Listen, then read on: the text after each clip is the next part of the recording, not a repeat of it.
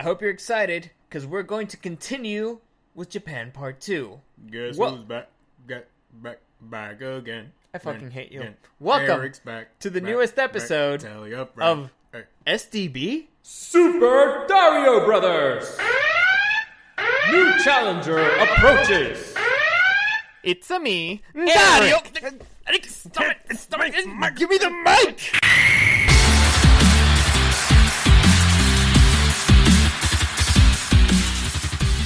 Boom. How's that for an intro? I don't know. I How couldn't hear it. is that for a fucking...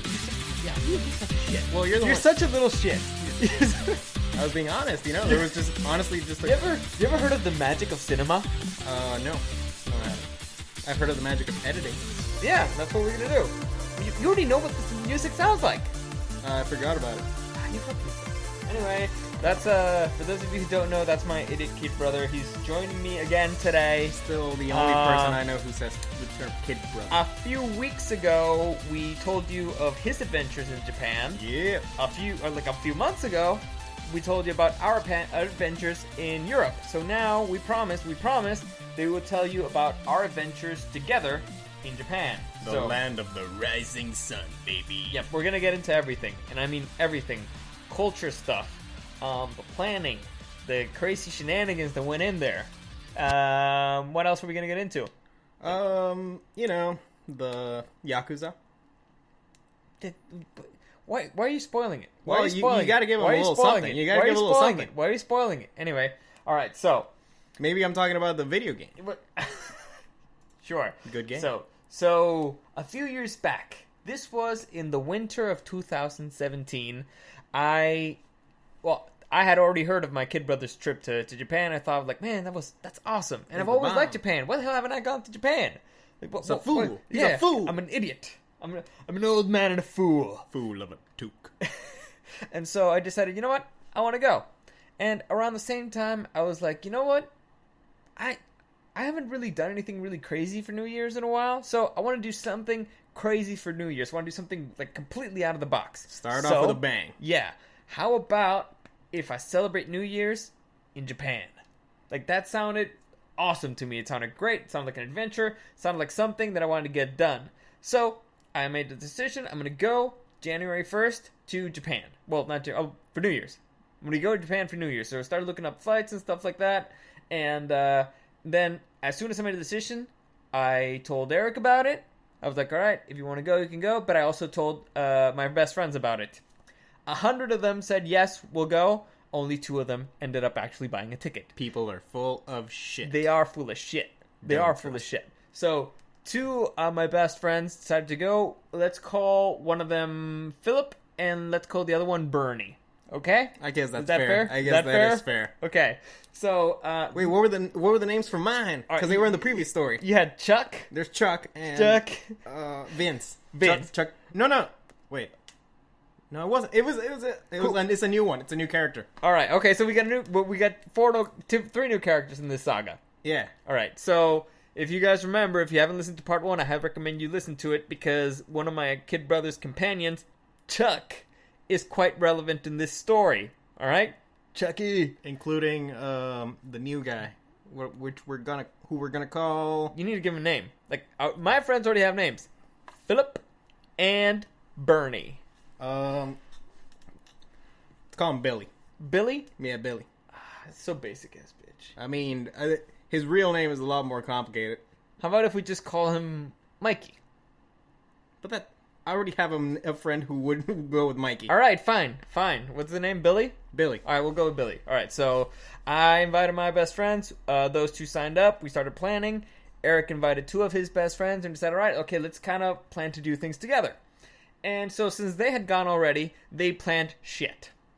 And I mean dick. Shit. Nothing. They planned fucking nothing. And what was your logic for it? What was your big logic? Well, to me, it was I've already been there. I've already seen, the big tourist spots or whatnot. And I figured, hey, my brother is going. One of my other friends is going. Billy hadn't gone. And, they're probably going to want to see, the typical tourist spots or whatnot. So what we can do, me and Chuck, we can be like, all right, so out of all the tourist spots these are like the coolest ones. So let's just go do that, and then, try to figure out the rest, play it by ear. All right. And so we made a plan, and they were not very helpful. So basically, it was me and my friends who planned everything that we were going to do. We were getting them along. And the big plan was we're going to arrive in Tokyo for New Year's. Then we were going to take the train, because we bought the train pass, and we would go all the way down to Hiroshima, then up to Osaka, then up to Kyoto, and then back to Tokyo, and then we'll finish out the trip there. That was the plan. The one who made all the reservations, all the purchases, pretty much everything was this guy. I gave you the money. Except for buying your tickets back, which ended up being a whole drama for you. Yeah. It sucked. But we'll get that. You know what? We'll get into that later. So everything went wrong pretty much immediately. Yeah. As we were planning our trip and the dates we were going to leave, we were like, okay, let's just go right after Christmas. Like the 26th, the 27th. Wait, no, we can't, because our sister's birthday's on the 28th. Boo. Right, boo. Shout out to our sister who's in the other room. Yeah, you suck. Anyway, so the cheapest tickets would have been on her birthday. So we were like, okay, let's take the night flight on the day of her birthday. We'll go celebrate her birthday the night before, the morning of. We'll go have lunch, and then we'll go to Japan. Yeah. Perfect, right? Yeah. I was about to say bitch said no. But I guess I already said it, so... Yeah. Bitch said no. What the hell? He's like, what the fuck are you doing? It's my birthday. You can't go. Yeah. Spend time with me. Yeah, I hate you. And so, we decided to leave. She was just jealous because she wasn't going to go. Exactly. No girls. Anyway, so we decided to go on the 29th. So 29th, we drive all the way up to LA, and we get on our flight, and we fly all the way to Japan. Now, we ended up arriving there, the 30th? Yes, if you travel, let's say on the 29th, you arrive at the 30th, because you're going to go... forward in time. Yeah, you're going to cross to the future. Yeah, to the future. You jump one day into the future, which is really weird. But... One day just disappears. Exactly. But when you travel back, you go back in time. Exactly. You go back in time. So, we traveled to Japan, we get out of the flight, and if you guys remember, when Eric got off his flight the last time, he ended up paying how much for a fucking cab? How much? What was it? Like $50 each, maybe? $50 on a cab from the airport. Big brother over here actually did his research, and it turns out there's a fucking train that stops at the fucking airport. Yeah, you made that research because we fucking told you. No, I would have done it anyway. Well, we told you. But I would have done it anyway. Well, regardless, mine made for a better story. Whatever. All right, anyway, so apparently there's a train that reaches all the way up to the airport. Which still takes a fuck long time. It takes a really long time, but it ended up costing us, $5? A little bit, yeah. Yeah, $5 a head versus $50 a head. Who ended up spending more, huh? And you see how lame that story... That's the whole story. That story just ended. The other one had, an existential crisis. It had my friends being idiots. That is true. Well, your friends are throughout the trip. Well, it gets better in this one. So, should we mention a few details of our companions?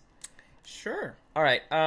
My buddy Philip is a special guy.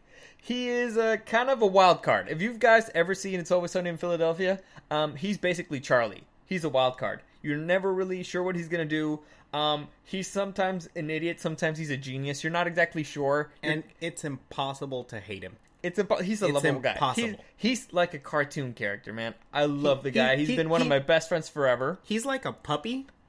Even if he pisses on the carpet or something, you can't stay mad at him for long. He's a puppy. He's a puppy. It's like he doesn't know better. He's lovable, yeah. And so my other friend, Bernie... He's a lot more mature, and they're actually in business together, so they spend a lot of time together. Yep. And so he's a bit more mature, a little bit more reserved. Philip's the wild card. So, what about your friends? Well, Chuck, we already know. We already know a little bit about Chuck. Chucky.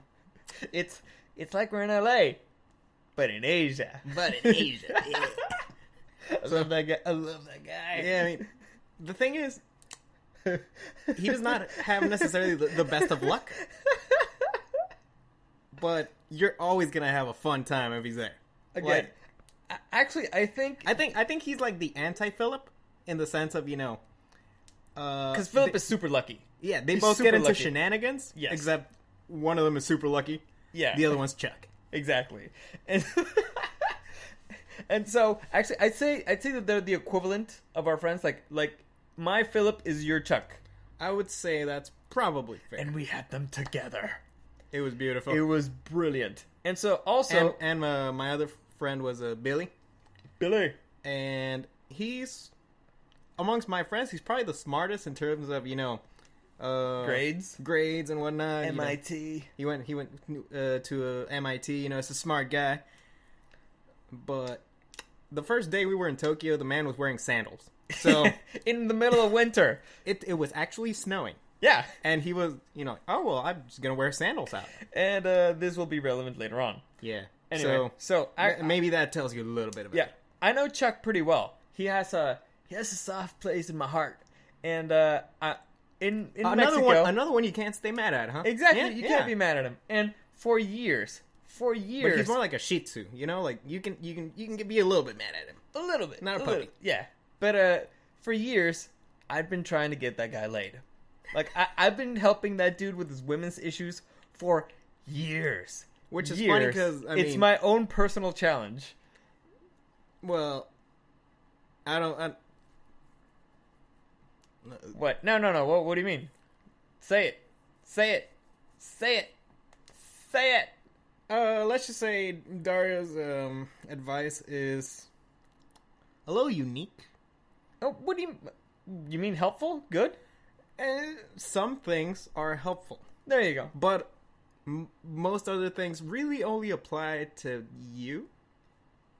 That's fair. Yeah, That's fair. Like some of the shit that you recommend is only shit That I can get away with. You'd get away with, right? Yeah, totally.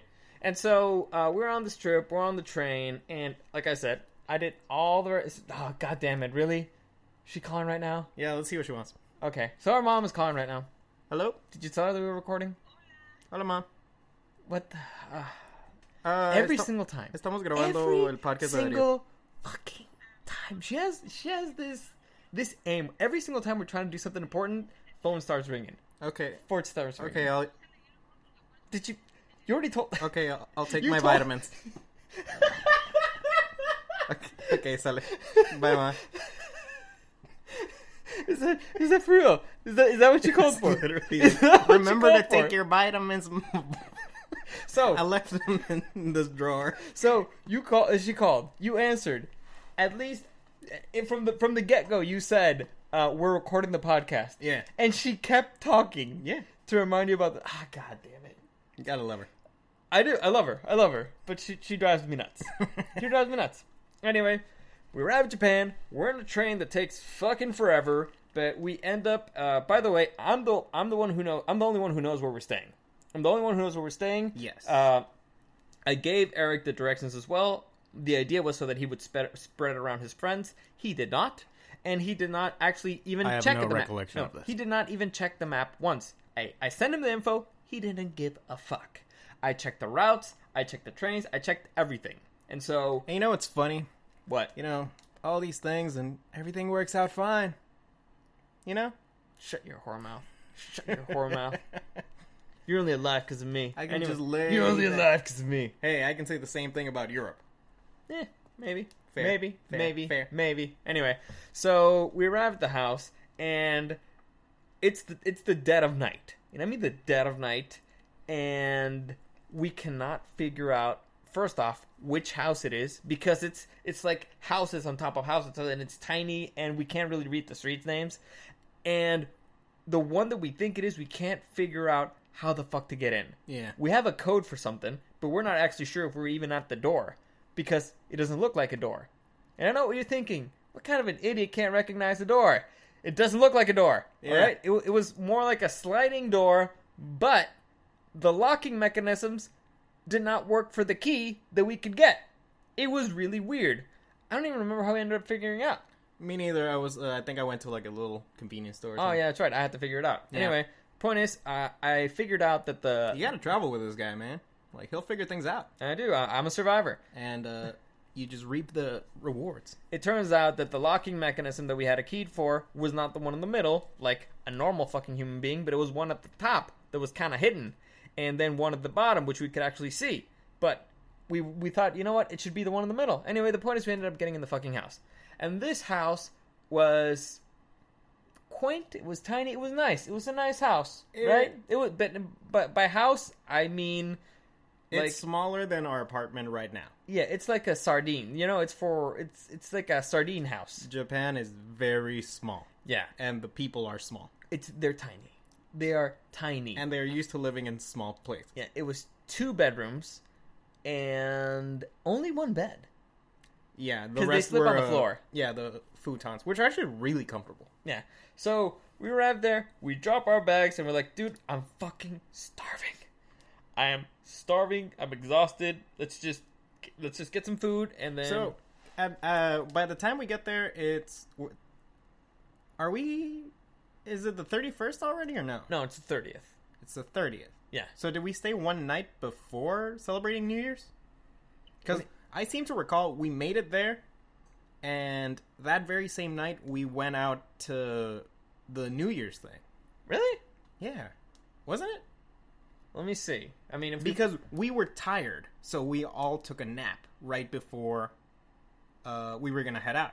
No, I think the first night we went out, we had some ramen, which, by the way, the ramen. Oh my fucking god. Good. We had some ramen, we had some beers, and I think we went back. The next day, we walked out, we checked out the streets. Was that when Billy... he was wearing his stupid flip-flops. He was wearing his flip... Yeah, and that's the night he was feeling off. Yeah. So... So that night, January 30th, we just go out, we have some ramen, we have some beers, we kind of check out the neighborhood, everything's cool, we go back to the room, we're exhausted, take a nap. Great. And by take a nap, it's go to Well, bed. I mean, yeah, we go to bed. The next day, we wake up, and we want to go to one specific region of Japan. By the way, the streets in Japan are wild. Japan is wild. It's the first time I actually felt like I was in a different world.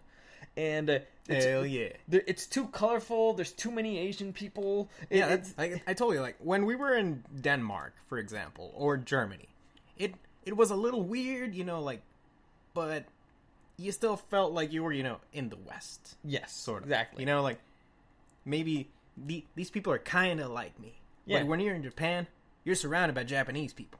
Yeah, and a lot of them don't like you. They don't like gaijins. I would say that they're just you know what? Let's just say they're reserved. They keep them more to themselves. They're reserved, yeah. And so it's a weird feeling, but a cool one. It's like legit. It's too colorful. There's too many anime everywhere. There's too much porn everywhere. There is porn everywhere. There is porn. I mean, like you go into a 7-Eleven and you go in there to buy some gum, and there's like hentai right there. Yeah, right next to it. Japan's awesome. Yeah, there's vending machines for literally everything. Everything. You can get hot coffee. You can get soup. Soup. Yeah, you can get soup from a vending machine. And the funniest one is cigarettes. Yeah, that is weird. Because they don't ask for an ID. They just ask you, are you over 18? For which you just say, sure. Yes. Yeah. And they say, okay, cool. Yeah, they trust you. Yeah. Why would you lie? And so we arrived there. We checked out the neighborhood a little bit. And there was one specific neighborhood that's really famous in Tokyo that we wanted to check out. What's the name of the neighborhood? I always forget. Shibuya. Shibuya is basically the anime district.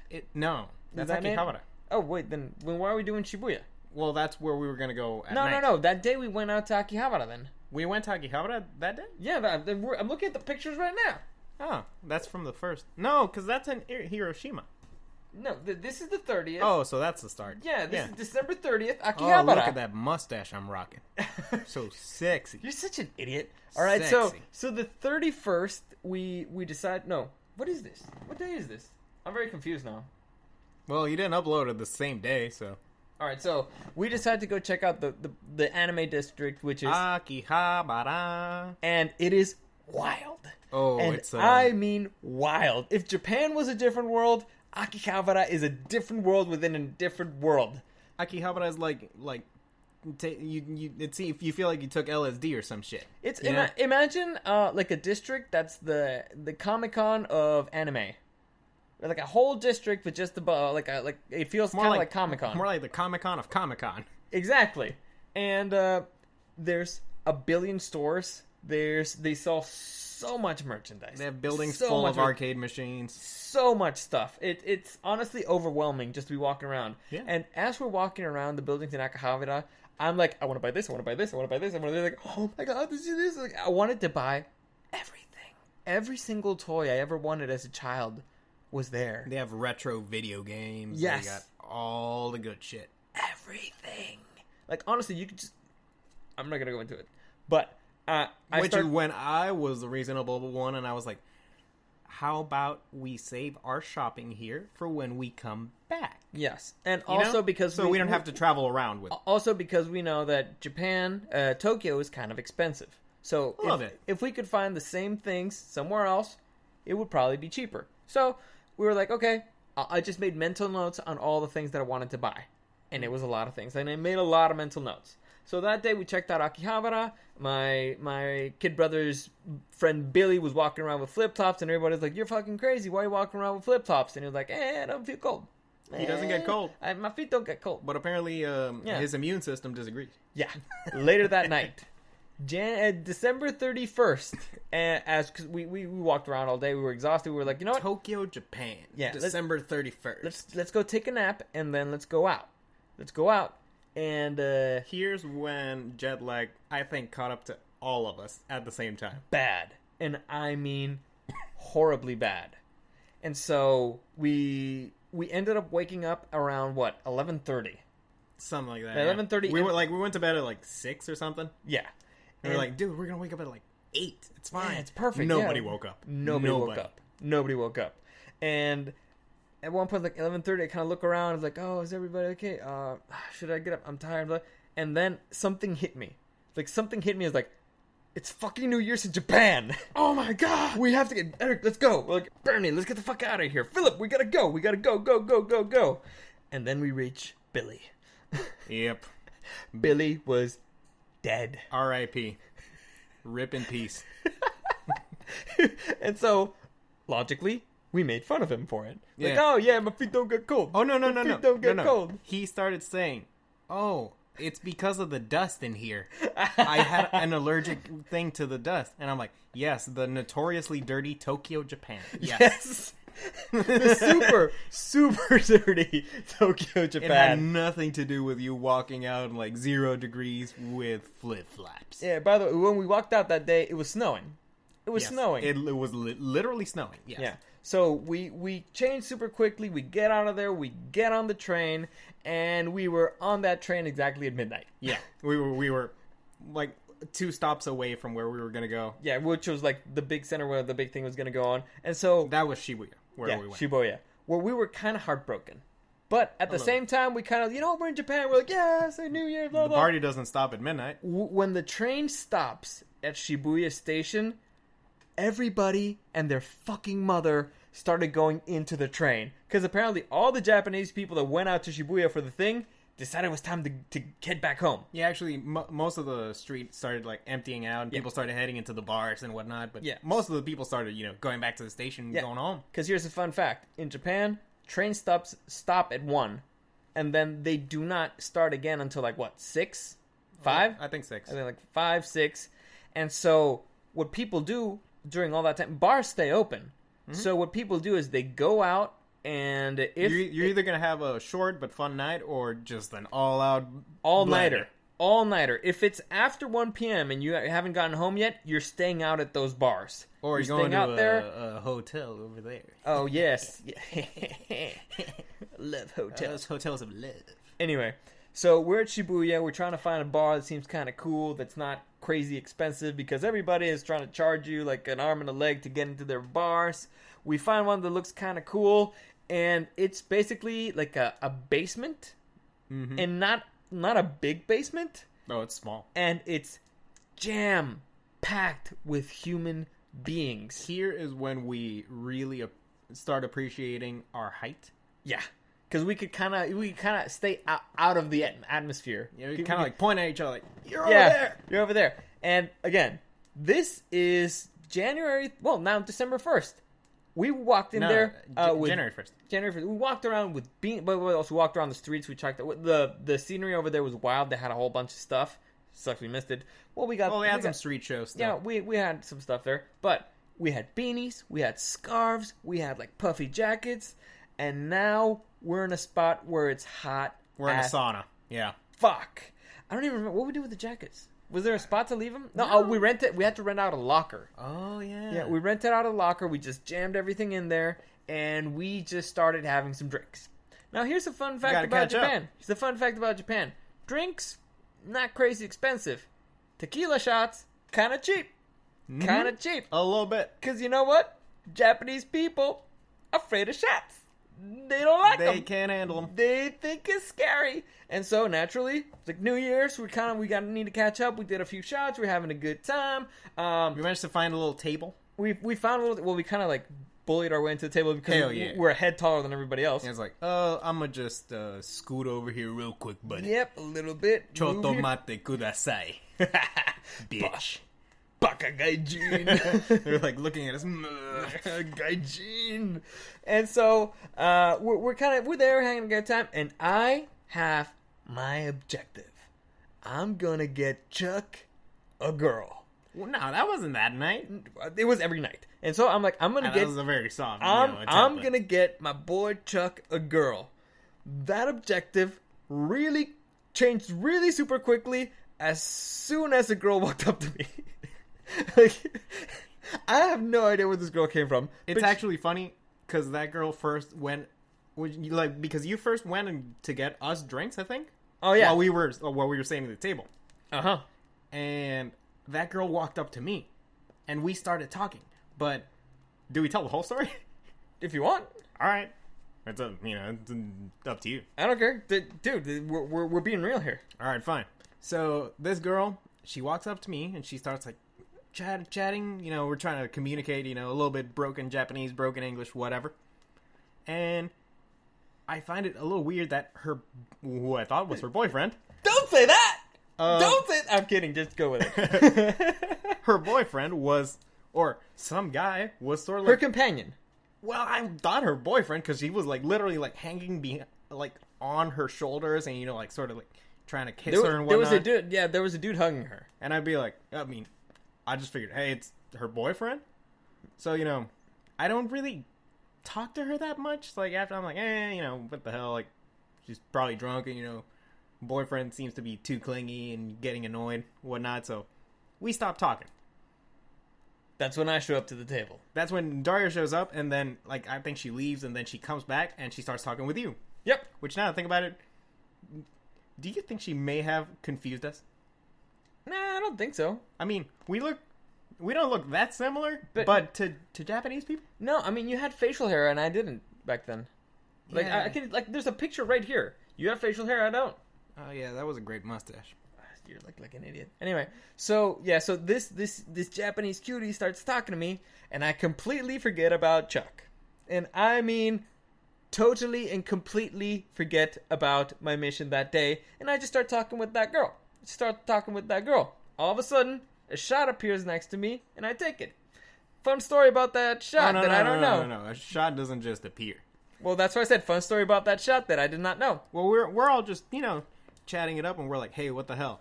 We're like, we have that one where we're a realization, guys, we're in Japan. What the hell? This is awesome. It's party times. New Year's in Japan. New Year's in Japan. Woo, woo, woo. We start being loud, foreigners. Yeah, gaijins. And we're like, yeah, let's get a shot. Let's get a shot to have some fun, And the guy, the boyfriend, who, is still with the girl, he says, oh, shotto? Oh, because he came to the table. You was there with the chick. Yeah, which is why I'm like, but when I was so the girl came over, she started talking to me. I never even saw this guy. Like I don't even remember. But apparently the dude came over to the table. He was. I never even saw. He was right there. I have tunnel vision. Like I was focused. Anyway, so the dude comes over on a mission. Dude comes over to the table, and they're like, let's get a shot. Continue. Yeah, the guy's like, he recognizes us saying shot, and he's like, shotto. And we're like, yeah, let's get a shot. And by this time we're like speaking in Spanish, like as in code, like, what the hell is this guy? Yeah, because that's like- what you do in Japan. You don't speak in English, you speak in Spanish. And, so that they can't understand you. yeah, that's pretty much to It be would safe. be, it would be incredibly And rare. sometimes we even spoke in code in Spanish, just to be double safe. Yes, which we're not going to explain how that works right That would be too confusing. Yeah. Anyway, continue. now. But Shut the... yeah, we were like, why the hell is this guy like? And this guy was hammered, right? He was a little bit out of it, but we were like, dude, my brother's like talking to his girl, and they're like starting to get a little handsy and whatnot. Like this guy's gonna like poison us or some shit. Because he left to get shots. Yeah, he left and went to the bar. Huh. We're like, dude, this guy's gonna like fucking kill us or something. You're gonna get in a fight. Yeah, in like- Japan. Like he's gonna bring out like a katana or some shit. He's just gonna chop us to bits. I don't like our odds. There's more of them here. And the thing is, how many were? It was you, girl, your two friends, my friend, and me. Yeah. Okay. It's 5 of us and girl. No, it was 5 of us, girl, and the quote unquote boyfriend. That guy, yeah. Yeah. So the guy, and so we're 7 in total. The guy brings back 6 shots. So we were all like, the math doesn't add up here, but I'm gonna drink. Yeah. So we all grab a drink. I grab a drink. She grabs a drink. I don't even know where it came from. The guy brought him. I know, but I'm like, at the point, I'm like, oh, shot, cool. And the only person that doesn't have a drink is the guy who got him. So I'm like, this shit's poisoned or something.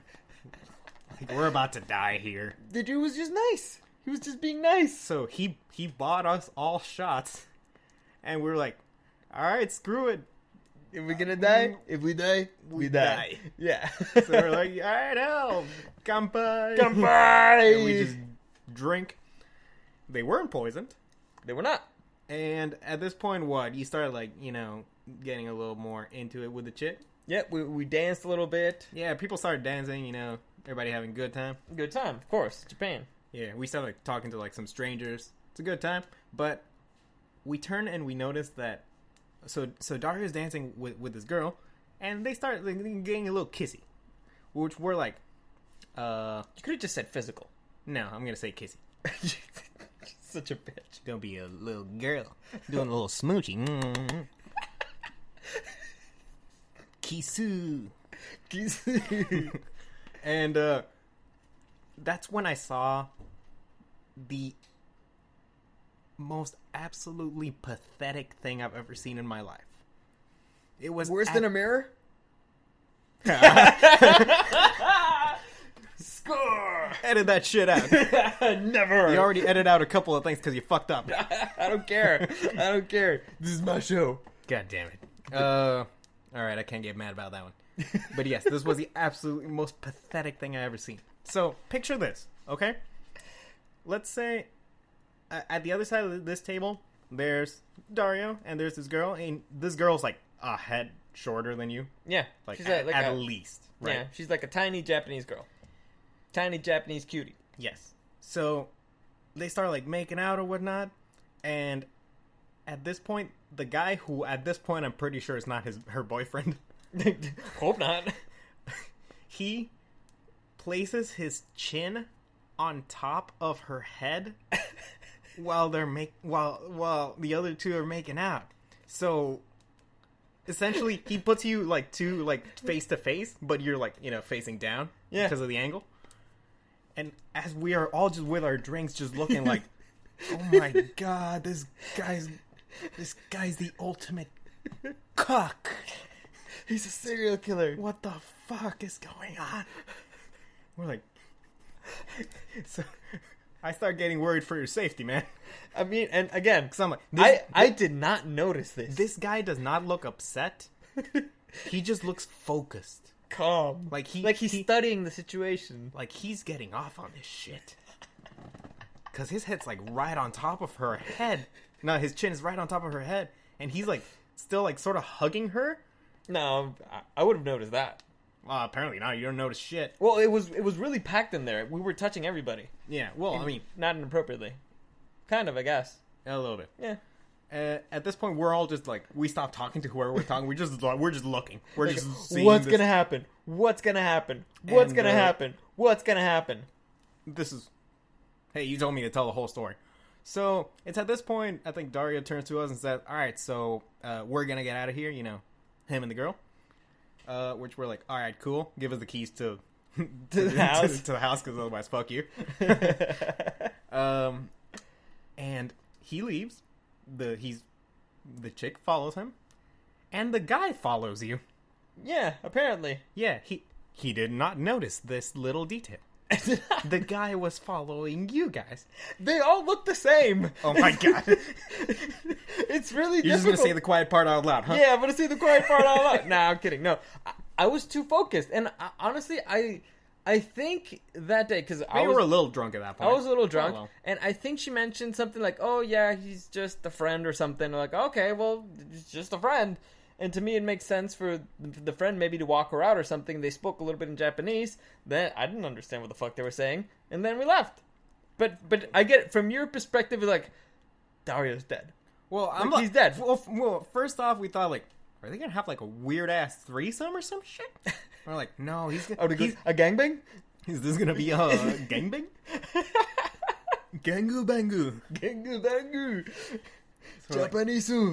we're all just looking around like, what do we do? Like, let's just leave, you know? Just go out to the street and see if everything's alright. Because we're like, this guy's gonna kill my brother and I'm gonna get in a whole lot of trouble. So we walk out and we can't spot you guys.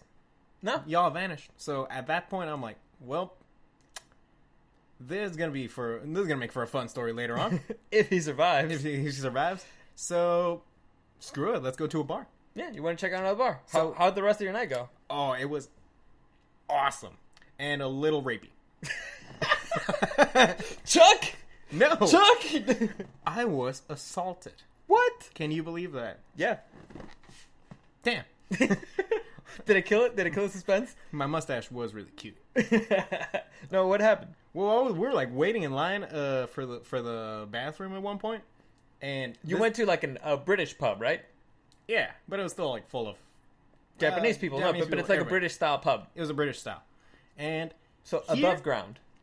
on here it was shocking because Chuck, he speaks pretty decent Japanese at this Let's say point. broken Japanese. Pretty okay. Like he had been studying for like a year and a half or something, and he started chatting up people. Like, Which is nuts. yeah, we Kind of a shy dude. yeah, I was with him, you know, trying to like, you know, add a little bit to like the Japanese because I knew a little bit as well.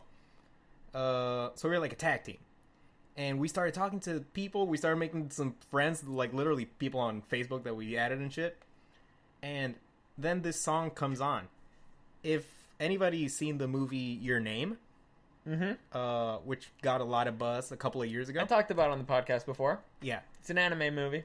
Well, that theme song came on the speakers, and everybody started going ape shit. Like everybody started singing along. And my buddy, no Chuck, he had learned that song for one of his Japanese classes. They had like a little choir thing going on, so he knew the song by heart. So he just sort of got up on like a little stage thing and he was like, "Give me the zan zan zan zan," and everybody was like, "Woo! Chuck! Like people were just like, he was the hero of the night. Yeah. And I'm like, we're so getting laid. Finally! Yes. So while this is going on, and I see like there's a couple of girls like at the bar and whatnot that were previously talking to other dudes who are now fully on like our group. Yeah. So we're like Some hotties? some absolute hotties. So I'm like, oh man, this is gonna be cool, but I gotta go piss real quick. So that's when it hit me. I gotta go. Yeah. So I'm Break waiting, the seal. and that's where the assault happened. Can you believe it? In the restroom? Well, I'll end the line. Basically, I was waiting in line, and this like drunk Japanese guy, he like walks up to me, and he's like, "Oh, pretty American boy," and I'm like, "Actually, I'm Mexican." And he starts like trying to grab up to me like from my waist, and keep in mind he's like a head and a half shorter than me. Yeah, like And he's all like, "Oh, wanna get it on?" And I'm like, and he starts like his hand starts going a little down, and I'm like, "No." Yeah. Baka. I'm like, Baka the fuck out of here. Yeah means no. Yeah. So something about Japanese people or Japanese culture is they don't like rejection. So in the sense that they don't, if somebody says, "Hey, let's go do this," they won't tell you, "No, I'm busy," because that's too direct. Mm-hmm. They'll tell you, yeah, maybe, We'll see. we'll see." Yeah. Something like that. So you have to infer that. No. Oh, okay, that means no. Mm-hmm. But You have to be polite. Yeah, it has to maintain a certain harmony. Certain decorum. Yeah, Mexicans are not like that. No. It's like, "Bitch, get the fuck out of here!" And Fuck no. the guy's taking a little aback. He's like, "Oh shit," because this does actually end up being A gangbang. Well, this was the gangbang. No, but that does end up, hurting a little more the women because they try to be polite, and the guy keeps coming on to them and gets a little rapey. So that kind of sucks. But that didn't work on me. It didn't work. No, I was like, "Nah, man, get the fuck out of here." And then, all right, I go back to the group, and I notice Chuck is surrounded by dudes. How many? Like 8. 8 dudes. Like a couple of groups of people, and he's all like, yeah, talking in Japanese and whatnot, singing a couple songs or whatever. And at this point, we're also with Dario's friends, with Philip and Bernie. Philip and Bernie. And we're all just seeing I'm like, "Guys, what the hell happened? Where are all the chicks?" And he's like, "Well, he started talking with the dudes." We're like, "Why didn't you stop him?" We're like, "I don't know. We were just entertained by all of us." Yeah. And well, we just ended up chatting with dudes. Sausage party. I mean, at that point, it was like, what the hell? Let's have a good time. So we start drinking with the people. They all buy us drinks, which was awesome. That's awesome. And we get just hammered and spend the night Partying Japanese style. Bringing in the new year. Yeah. So that was a awesome night. Yeah. Awesome night. My thing, I won't get into too many details. I just remember this girl told me one of the most fucked up things I've ever heard in my life. And it's one of those moments where you're like, you can't trust these bitches! So, fun fact. This girl tells me she has a boyfriend. Boyfriend. No. She was trying to be, she was a boyfriend. They can't say the L.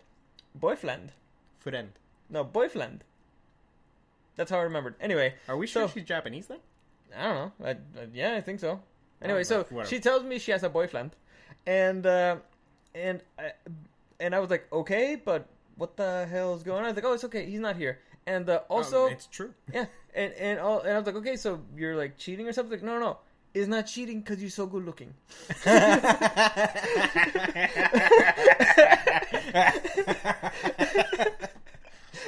Hey, maybe it's a cultural thing. Dude, I was, first off, extremely flattered. I did not know the story. Yeah, extremely flattered, but also I was like, these bitches, man! Can't trust these bitches. Not even these Japanese bitches, man! Like, what the bitches fuck? ain't shit but hoes and tricks. You can't trust them anywhere, man! What the fuck? So, yeah, I guess that piece of information is something why I stayed single for so long. It's like, you can't trust these hoes, man! It's fair. So, I was like, oh man, chick logic is insane. Anyway, so that day ends. I ended up catching up with them all the way back at the house the next day, and we had like an hour or less than an hour for me to pack, and we had to run and catch our train to Hiroshima. And to me, I was we like, had to go to Tokyo Station to get our. We had to get a train pass at Tokyo Station. Then we had to catch the train over to Hiroshima. And at this point, we'd all made the deal of we'll just sleep on the train. We'll party all night and we'll sleep on the train, right? I knew I wasn't gonna sleep on the train because I can't sleep on public transportation. I love sleeping in public transportation. And this was going to be a long fucking train ride. Do you remember how long it was? 8 hours, I think. Like 8 hours. Maybe less. Long. Maybe like on a 6. bullet train. All right? Yeah, those go up to like Yeah. 300 kilometers per hour. Okay. So, the Reshinkan? Shinkansen. Shinkansen. God damn it. What's Renshinkan? A word you just made up. Damn it. Straight up. Shinkansen? Shinkansen. All right. Bullet train. So we go to the station, we get our tickets, and we hop on the train. And the bullet train is awesome. It is so smooth. It's wild seeing things go by so fast. We get to see Mount Fuji. By the way, I was really disappointed because I really wanted to go when we were in Tokyo. I wanted to go to check out Suicide Forest because Aokigahara. Okigahara. I like checking out kind of fucked up places, and that seems like a really fucked up place. They see that the energy and the vibe there is kind of weird. Well, a lot of people have died there, yeah. Yeah, they kill themselves. People go there to kill themselves. Well, That's what, or- ergo, Suicide Forest. Well, sometimes it's just people who've gone lost. Yeah, true. Because the landscape or the geography there is super fucked up. There's like a bunch of caves and shit like underneath and you can just fall into and disappear. Yeah, and so supposedly you can't go in winter because the odds of you committing suicide are higher or dying is higher. That's So- true. What suicide goes up in the winter. Yeah, so I was bummed that we couldn't go there. However, this is relevant further on in the story with a YouTube controversy. Do you remember? Ah, but that happened like a while after. But right? but it broke down when we were there. Like the controversy broke down while we were there. Anyway, we'll get into that later. In Osaka, because that's when we found out. Are you sure? I am 100% sure, I think. or at least that's when we found out. And I was pissed because we couldn't go. Wait, are we talking about the are we thinking about the same one? We'll get to that. Maybe it is. Maybe it isn't. All right.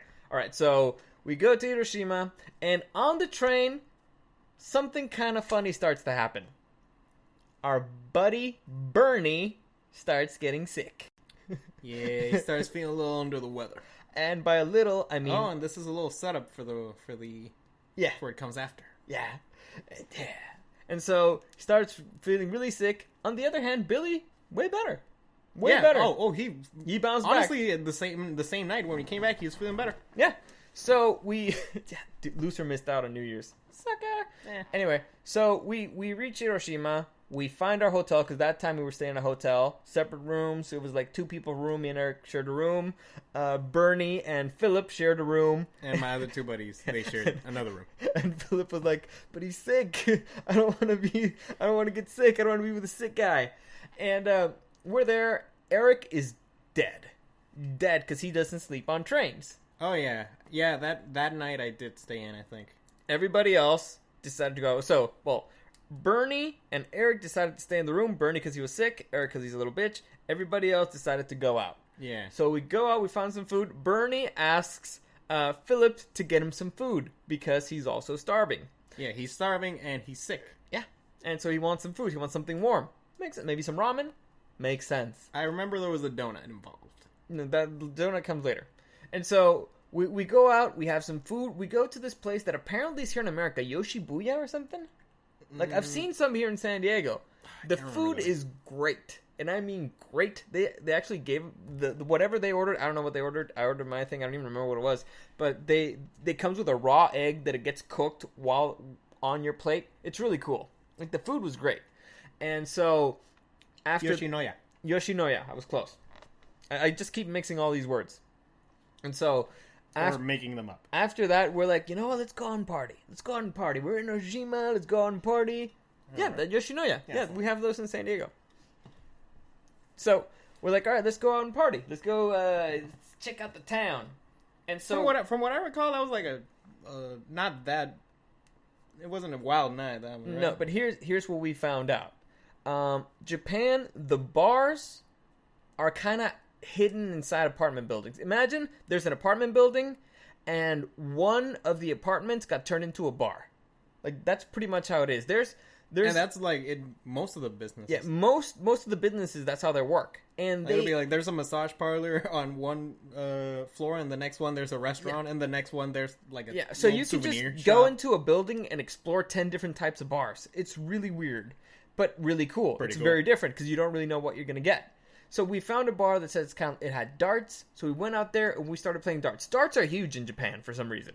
They're super popular, and then we realized that they're ridiculously expensive.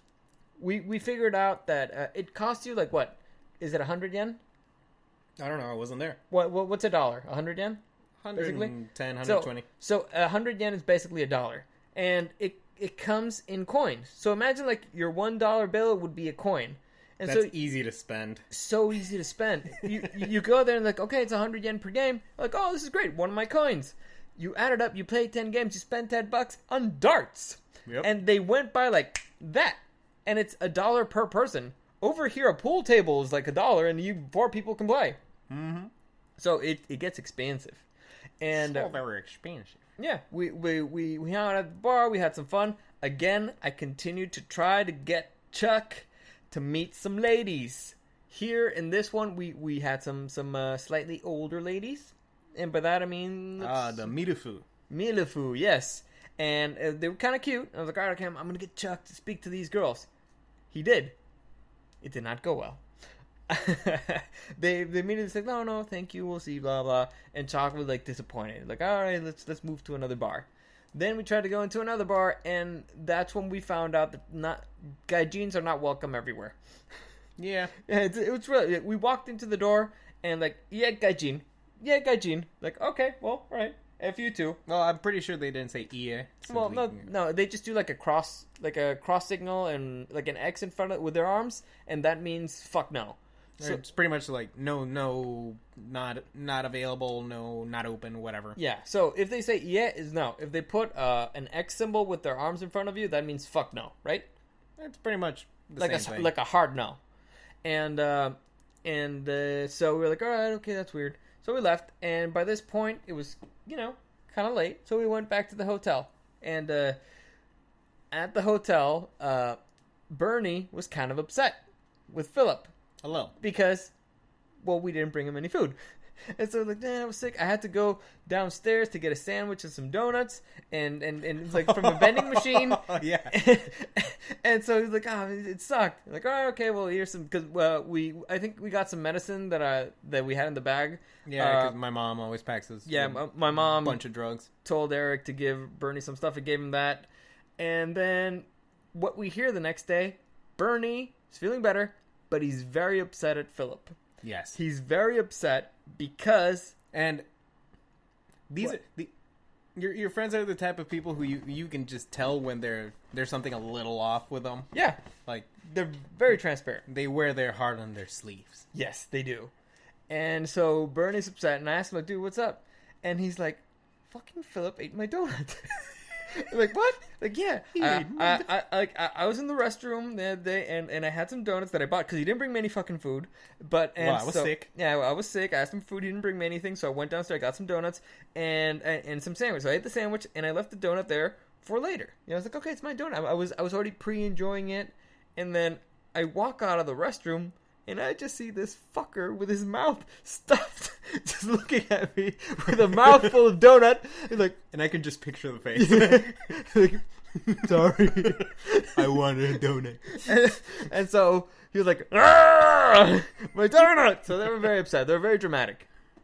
And I think he was still sick for that rest of the day because I'm looking at the pictures and he was not there. Yeah, no. So he was still sick, and he decided he was going to stay in the room that day.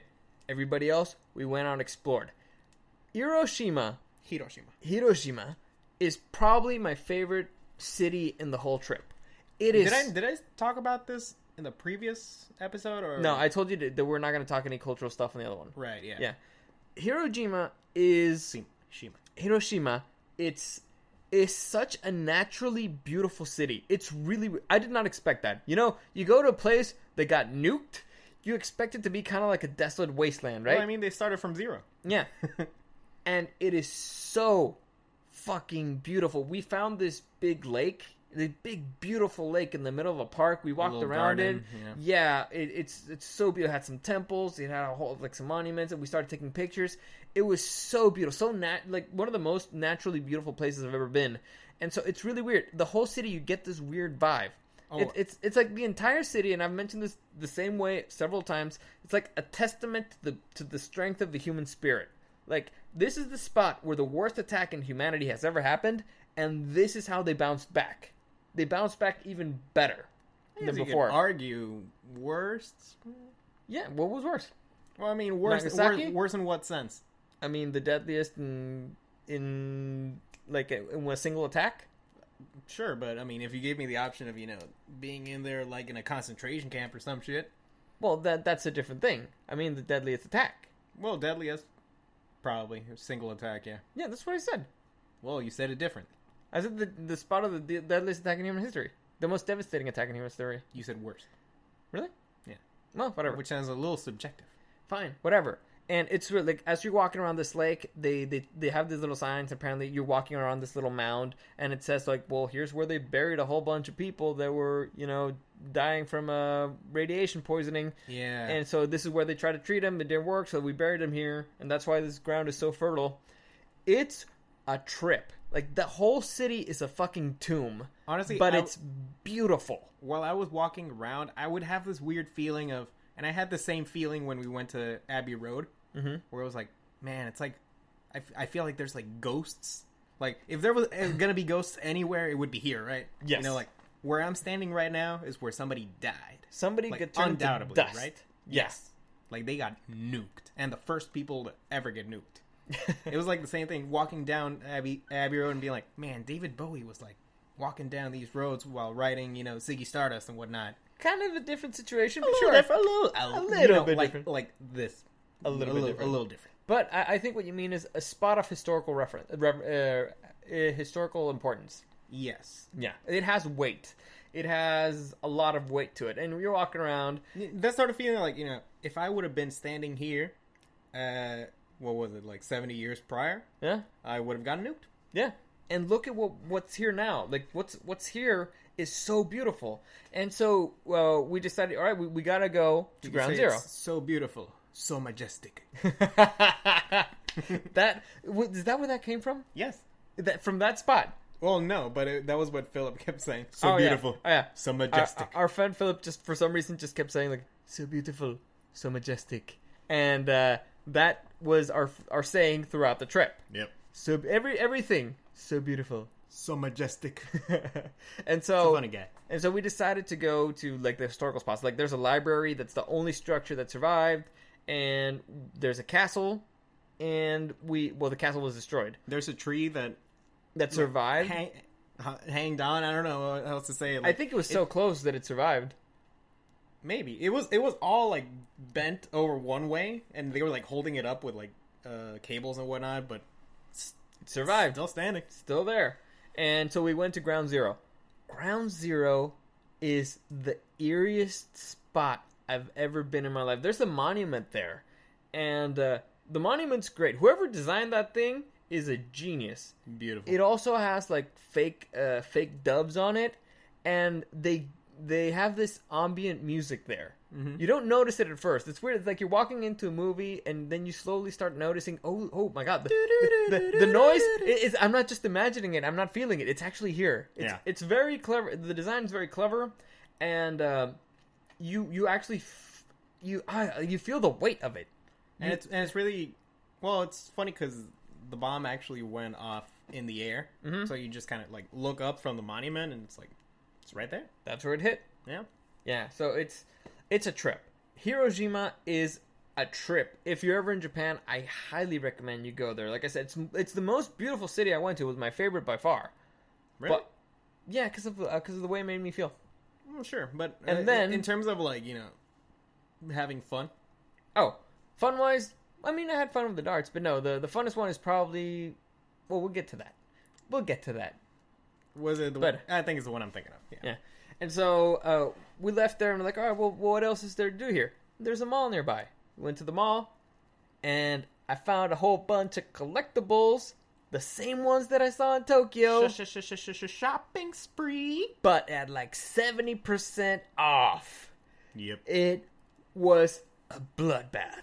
Yeah, Hiroshima's like almost to the south of Japan, so it's pretty far away from the more expensive areas. And the reason why I actually went to that store is because it was the Little Yellow Submarine store. It was the Beatles. Oh yeah, Yeah, and I remember that clearly. I just needed to use the toilet. I still have the bag. And so we went to the store. I started seeing everything that I wanted in Tokyo. So I was like, I'm just going to get this now. Which was great because I got it cheaper, but it was also terrible because I had to carry it. And I was not going to help. He was not going to help. Nobody was. So from that point on, my trip got a little bit more complicated. Yeah. But we'll get to that. Anyway, so after that, Hiroshima, then Did we go to karaoke in Hiroshima, or I think it was Osaka first? Is that what we did the first night in Tokyo? It could have been. We went to karaoke a lot. We went at least 3 times. I do remember that because in the second one, that's the wild one. That's the wild one with Billy. Yeah, we'll get to that one. We'll get to that one. So this is gonna be a long ass episode. Tell me about it. I'm supposed to be in bed already. Yeah. So we just sit back and enjoy, folks. Enjoy the ride. Crack open a cold one with the boys. You came here. You paid for the ride. Now enjoy it. Actually, you didn't pay. But Shut up. Pay us money. You're paying with time. Give me money. Anyway, so the next day, Hiroshima. I think we did that day. I don't remember what we did, but we did something. Cultural stuff. Yeah. Bernie was ready to. He's pissed because he missed everything, right? And we're talking up Hiroshima, like, dude, you should have checked this out, blah blah. So the next day, we're supposed to get on a train to Osaka, and Bernie's like, but I want to see the stuff. And I'm like, all right, we're hoofing it. Let's run. And so we just started running to every single spot where Eric and his friends were just like sitting back enjoying some coffee. Like, yeah, we're sitting back like these old assholes. They're running around fucking Bunch Hiroshima like they're running from the bomb. We're just sitting in a coffee like, yes, delightful. Yes, yeah. At least they were looking after our bags. Yes. Anyway, so we run the exact same route we did the day before, running just around take some the selfies lake. and run. Yeah, it's like we see the lake, we took him out to the monument. All right, we're running back. Get on the train. He had like maybe a quarter of the spiritual experience. But, exactly. Exactly. Boom. On our way to Osaka. Osaka, baby. Now, Osaka is famous for a couple things. Yeah, being like San Diego. Yeah. But in Asia. Osaka, it's like San Diego. That's fair, right? But in Asia. Yeah, that's the best comparison we can do. If you've never been to San Diego, well, you're shut out of luck. But it's like San Diego. I would assume most listeners are from San Diego. Yeah, it's fair. But in Asia. Anyway, it's famous for a couple things. One, it has a big aquarium that has like a whale shark, but it has like a big tank in the middle of it. It's a gigantic tank right in the middle of the thing. It's kind of like a labyrinth. Yeah, it's kind of a labyrinth, but the big tank, it's right in the middle, and it has a whale shark. It's very famous for that, and it has like a castle, like a very important castle, the Osaka Castle. Yeah, and they had like stingrays also. Yeah. The next thing that it's super famous for is the food. The food in Osaka. That's like the food city. That's like the food capital of Japan. And honestly, the nightlife as well. Yeah. It's actually comparable to Tokyo in terms of how much nightlife there is. Yeah. And so we arrive at Osaka. We find our apartment. However, we cannot get into it. We did Airbnb. We cannot get into the apartment. The code that they gave us was not working. Yep. And the instructions said that once we got in, we could use the same code to open up the mail thing, and then we could get the key from the mailbox, and then we'd be able to go into the apartment. Simple, right? Did not work. No. So we had to Mexican our way in. Oh yeah. I discovered that through the mail hole we could see the key, and through this tiny little opening, if we got the right instrument in there, I think it was a pen. Yeah. I think it was a pen with a string, and we managed to pull that fucking key out. Because nobody will fucking deny me. And we open up that bizzo. We walked into the building. We get into the elevator. And you need a code. Yeah, it doesn't work. You need a code for the elevator. And we are on the 8th floor. Yes. Penthouse. Yes. Yeah. So we're like, what the fuck are we gonna do now? So we're And trying to. I actually have this idea. So what I noticed is you can call the elevator. It goes to the yeah. it goes to the ground floor. Yeah. And it goes to any floor where you press it, because I think I tried it in the second floor. So, because you have access to the stairs. Mm-hmm. So I was like, okay, how about we try this? One of us has to make the sacrifice, like leave your bags down here, and go up the stairs all the way up to the 8th floor, and wait for us to get into the elevator, and then call the elevator from the 8th floor. And it worked. It worked. It took us a while to figure out where the stairs were, but we figured it out. Yeah. And that's how that plan got in motion. And that's how we kept going back to the apartment. Every single time. Yep. Every single time. But we got in. We couldn't be denied. Nope. I sent so many emails to those fucking people. Bastards. And they never responded. Anyway, so we managed to make it into the apartment. I would have sent an email saying, that is a beautiful apartment. It is a beautiful apartment. However, it is also a lie. What? Like, that apartment was supposed to be for like 10 people. 10 Japanese people. Not 10 gaijins. We like to spread around. We were packed like fucking sardines. No, like, not really. Like the big room had 2 beds that were together. So we had 4 of us. It was me, Eric sharing a bed, and then Billy and Chuck sharing another. And downstairs they turned the couch into a bed, and it was that was Philip and Bernie. They were sharing that. Yeah. So, also another fun fact about this weird apartment, that the bedroom was in the upstairs. Was upstairs. Also upstairs was the shower, and a sink. The toilet was downstairs. So I pissed in the sink. You sick son of a bitch. I hope you better be kidding. I didn't piss in the sink. Oh, thank fucking I God. pissed in the shower. That's disgusting. Now you're never going to know if it's true or not. First off, describe how showers work in Japan. Oh yeah, showers are actually really cool, and if I ever... Actually, let's start with the toilet. The toilet is an engineering marvel. Because, first off, the seats... They shoot water in your ass. They shoot water up your butt if you want it. But they also, the seat, it warms up. It plays music. Some of them vibrate. They yeah. Did you never see the vibrate ones? Yeah, I did. Yeah. And there's also the option of having, like, background noise. And, like, it sounds like waves or something. So if you want a little extra privacy while dropping a deuce. Yeah. When you flush the toilet, there's actually a sink on top. So water is falling into... There's like a little sink that's throwing water that you can wash your hands in there. And it's not the doo-doo water. Yeah, it's not doo-doo water. It's like the clean one that's going into the toilet. You can wash your hand there, save water. Yeah. It is an engineering marvel. Beauty. Now, the showers, on the other hand... Dude, I love the showers. Really?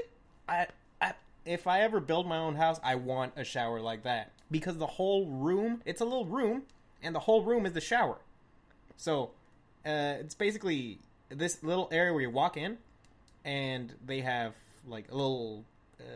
a tub? Like a little tub. And you can start preparing that tub, while on the outside, you shower, you do quick little wash. And then you can get into the tub. I hated it.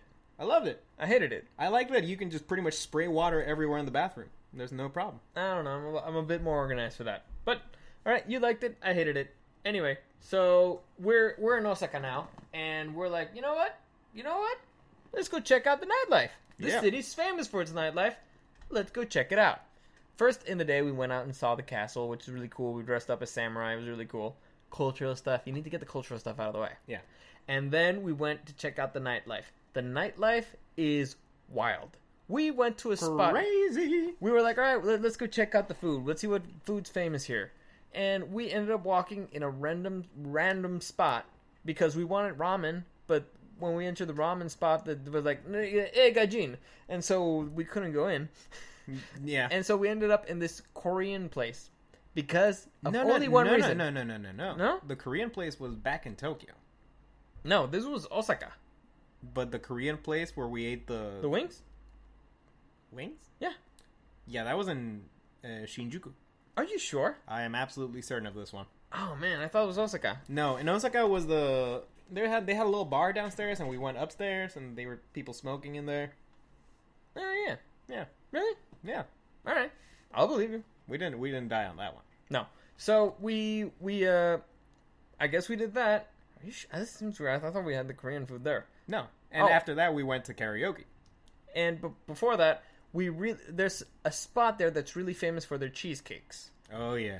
And it's like We were in the Dotonbori area, which Yeah. is basically a whole bunch of street food and stores and whatnot. yeah, and so they have like these really famous cheesecakes that look beautiful. It's like how would you call it? What would you describe it? It looks puffy. It looks really puffy. It's really beautiful. I'm sure you can find pictures of it, like delicious. famous cheesecakes from that region, and I'm sure you'll find it. It looks great. And when we got there, sold out.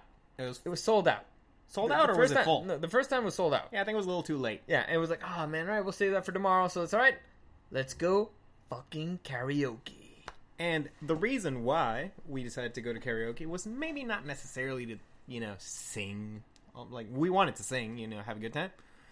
But it was mostly because of the drinks. Yeah. Now, in Japan, here's how karaoke's work. Imagine kind of like a hotel where you rent a room. And Small room. It's a Very small room, yeah. And it's private, so it's like a private room. You rent it out. Can fit up to like 10 people, maybe. Yeah, and you can pay for what is known as a drinks package. So you pay for your hour there, you pay for your drinks package, and you pick which one you want. But it's basically unlimited drinks. You just keep calling for more. Yeah, And until the 30 minutes are up or the hour is up. yeah. And then you decide if you want to renew the hour or not, whatever. But here's the kicker.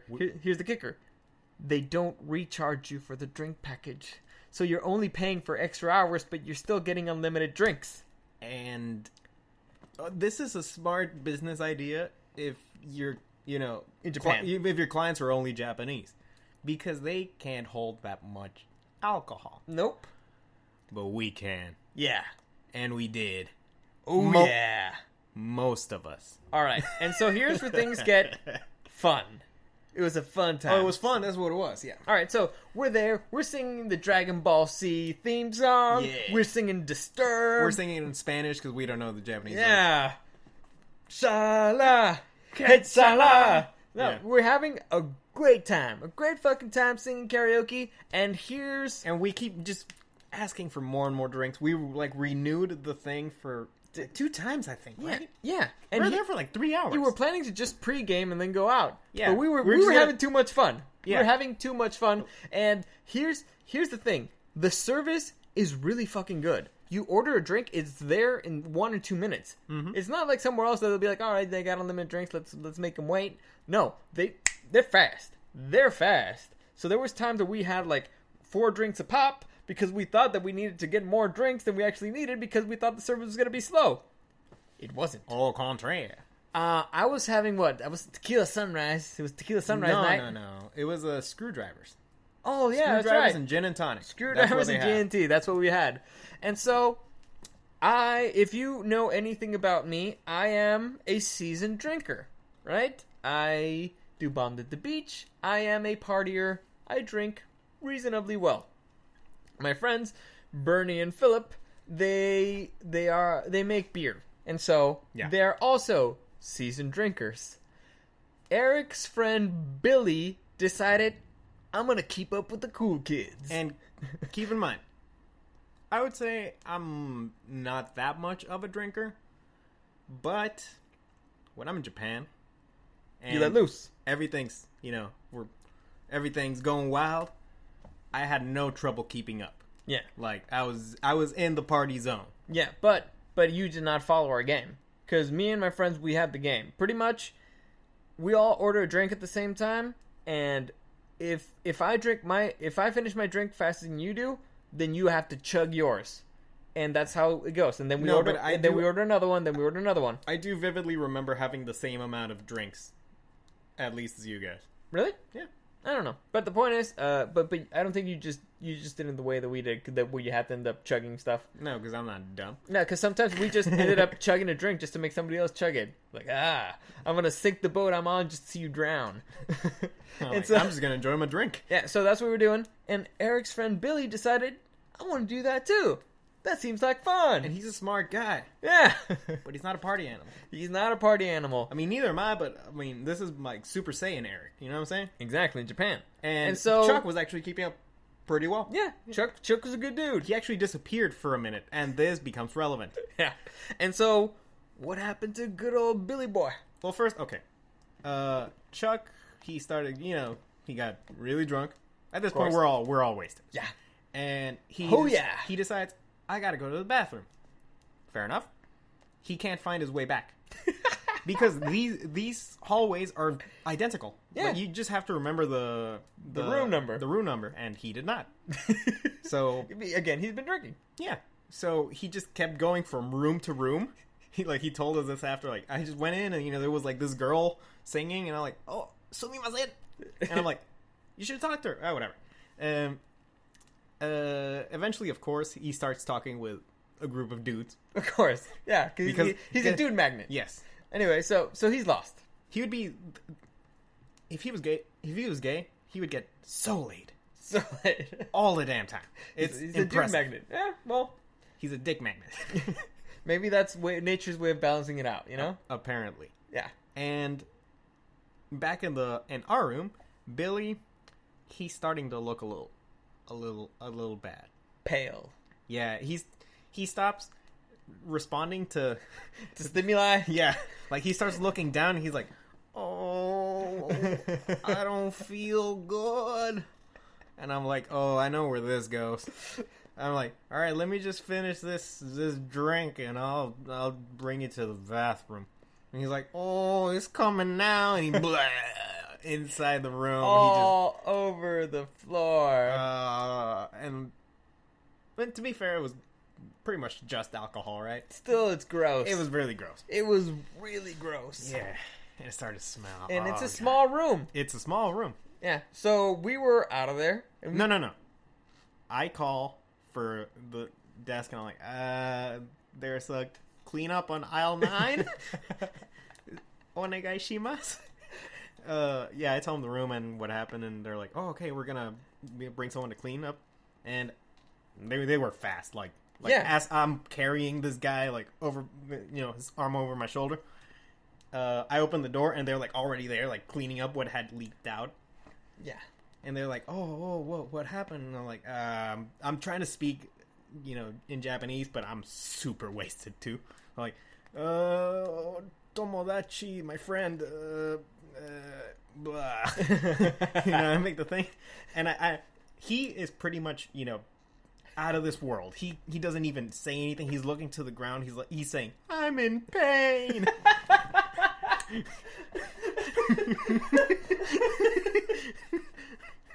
I'm like, oh my god, he's gonna die. Yeah. And so I'm like, I just straight up like almost bow, and I'm like, I am so sorry. Gomen nasai, honto gomen nasai. And they're like, oh, don't worry about it. It's fine. I'm pretty sure this has happened before. How can it not with unlimited alcohol? Yeah. And they're like, the bathroom is that way. And I'm like, you better not fucking throw up on the way there. Yeah. Please. Dude, and here's the wild part.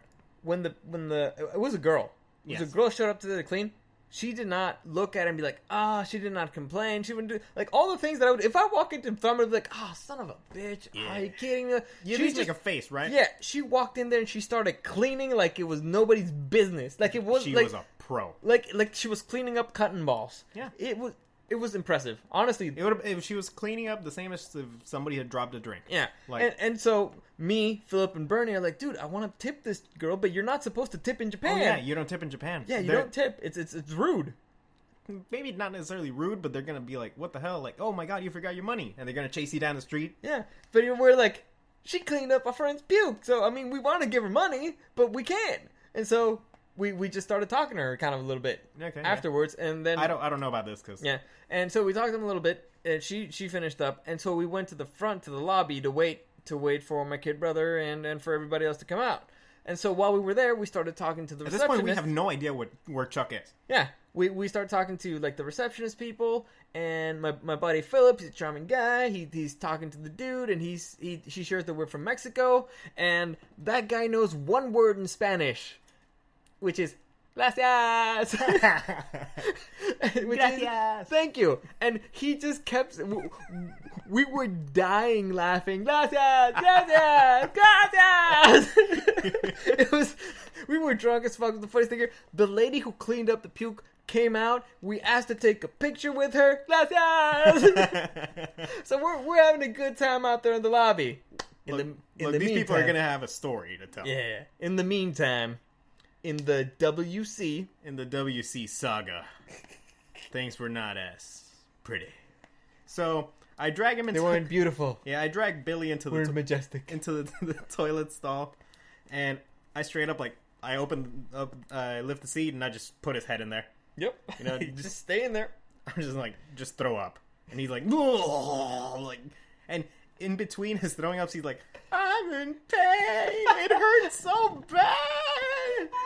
And I hope he listens to this podcast because I'm not gonna hold back. Don't hold back. Yeah, he's like, oh, it hurts so bad, and I'm like, yeah, you deserve it. What the hell were you thinking?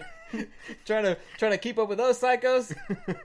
The bitch. And at this point, one of the people in management, he brings us some water. Yeah, dude. So- Awesome service, and you can't tip them. The best. Like, honestly, service. I've never Literally wanted to the best. tip an entire country more, and you're not able to. The best service you can imagine. Yep. And he brings us some water free of charge or whatnot. And I'm like, I would pretty much just lift his head from his hair. He'd be like, oh, I'd be like, drink this. Drink a little bit of water, and he's like, I'm gonna throw it up. Then throw it up. Yeah. And shove his head in there like a bully. No, you're gonna drink this shit. Yep. And it's at this point that the bathroom starts getting a little full. Yeah. Door opens. People keep walking in. Yeah, a guy, walks in, takes a piss. Another guy walks in, he's looking at himself in the mirror or something. And it starts getting really crowded. Yeah. And I noticed that, at this point, we left the stall open, and there's a crowd, a little crowd of guys. Just looking at you. They're looking at us. They're, talking or whatnot. We're like, what the hell is going on? Do they want to use the stall? What is There's other stalls. Yeah, they're, talking to themselves. They're laughing, whatnot. We're like, what's going on? And then from amongst the crowd, pushing himself to the front. Moses in the Red Sea. His Moses in the Red Sea is Chuck. With the stupidest smile I ever seen in my life. He's like, I made some friends. I'm like, what the fuck? Where have you been? I was lost. I didn't remember the room. But I saw your brother in the lobby, and they told me you were in here. So I brought me and my friends. I'm like, who the fuck are these guys? Friends. Well, I had to open, I had to go room by room, and, I ended up meeting this group of guys. So we started talking about, Super Smash Brothers or something. And I told them, I have a friend who also plays Super Smash Brothers. They're like, let's meet him. So I brought him here. We're like, what the fuck, man? And this is when Billy lifts his head, and he notices that we're surrounded by Japanese men. An audience, yeah. And so he decides to shout the only Japanese phrase he knows, which he learned from a Filthy Frank video. In case you know Filthy Frank, it's a little filthy. Of course. He starts shouting, "Ochin-chin ga daisuki!" And everybody's like, what the fuck? Now, in case you're wondering what Ochin-chin ga daisuki means, it means, in a very crude way, I love cock. And this is where the gangbang starts. And he's just shouting this shit. Ching ching daisuki. I'm like, stop it. And he keeps like, oh, ching ching daisuki. And everybody's looking around what the hell? What the hell is happening? I'm like, oh my god, we're gonna get fucked. God damn it. Fucking Chuck bringing an orgy to the bathroom. I put his head in there and start slamming his head shut up. And my Chuck could have probably cleared the air, but he was also wasted. He was like, a ting ting. I'm like, oh my god. So I turn to the crowd, and with the little Japanese that I know, I just go, yeah, no, or chin chin janai, not penis. Oppai, and I do the little, the boob. Yeah, holding the fake boobs in the front. Oppai. Oppai Daisuki. He loves boobies, big boobies. Not dick. Not Boobies. dick, boobies. And everybody looks around and they go, Yeah! Oh, bye! and I'm like, yeah. I start celebrating with them. I'm like, I'm gonna get you the fuck out of here. We're just, 3 Mexicans and like 16 Japanese guys just shouting oppai in the air in a random bathroom. Barely dodging a gay orgy. So at that point, I'm like, all right, we're getting out of here. Yep. And we head out. We meet you guys at the lobby. We're Meet pretty us much in the lobby. carrying Billy. Yep. So we start walking down the streets, right? Now, at this point... We're carrying him at this point. Yeah, at this point, I'm drunk.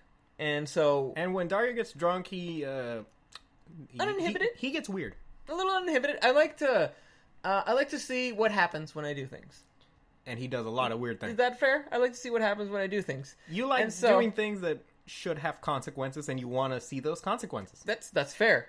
And so we're walking down the streets, and very similar to Denmark, you see a whole bunch of bikes parked everywhere without any locks or anything. Yeah. And so It's almost like they're civilized. yeah. And so there's these 2 bikes, and I decide, you know what? Fuck those bikes. I hate those bikes. Fuck those bikes, and I kick them.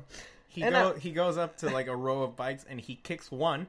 Like this has like a domino effect. Yeah, like 300 Spartan style, like boom! I kick it hard, and we weren't by ourselves in the street. There was like an older couple walking right next to us. There was just like there was a little bit of a crowd. Yeah, Not it was a little bit of a crowd. It wasn't super late. So I kick them, they fall down. My friend Bernie starts freaking the fuck out, like, dude, what the fuck are you doing? He's just trying to put the bikes up, and I was like, I want to see what happened. He's like, what the fuck? What did you expect? And they're like, well, you picked them up. And I just kept walking.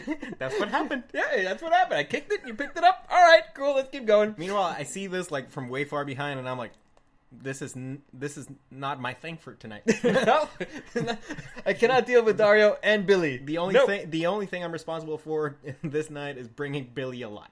Yep. And so nothing happened. We left. Bernie was upset, but Philip was like, "Well, nothing happened either." So we were cool. We were cool. We make it back to the stupid room, and we call it a night.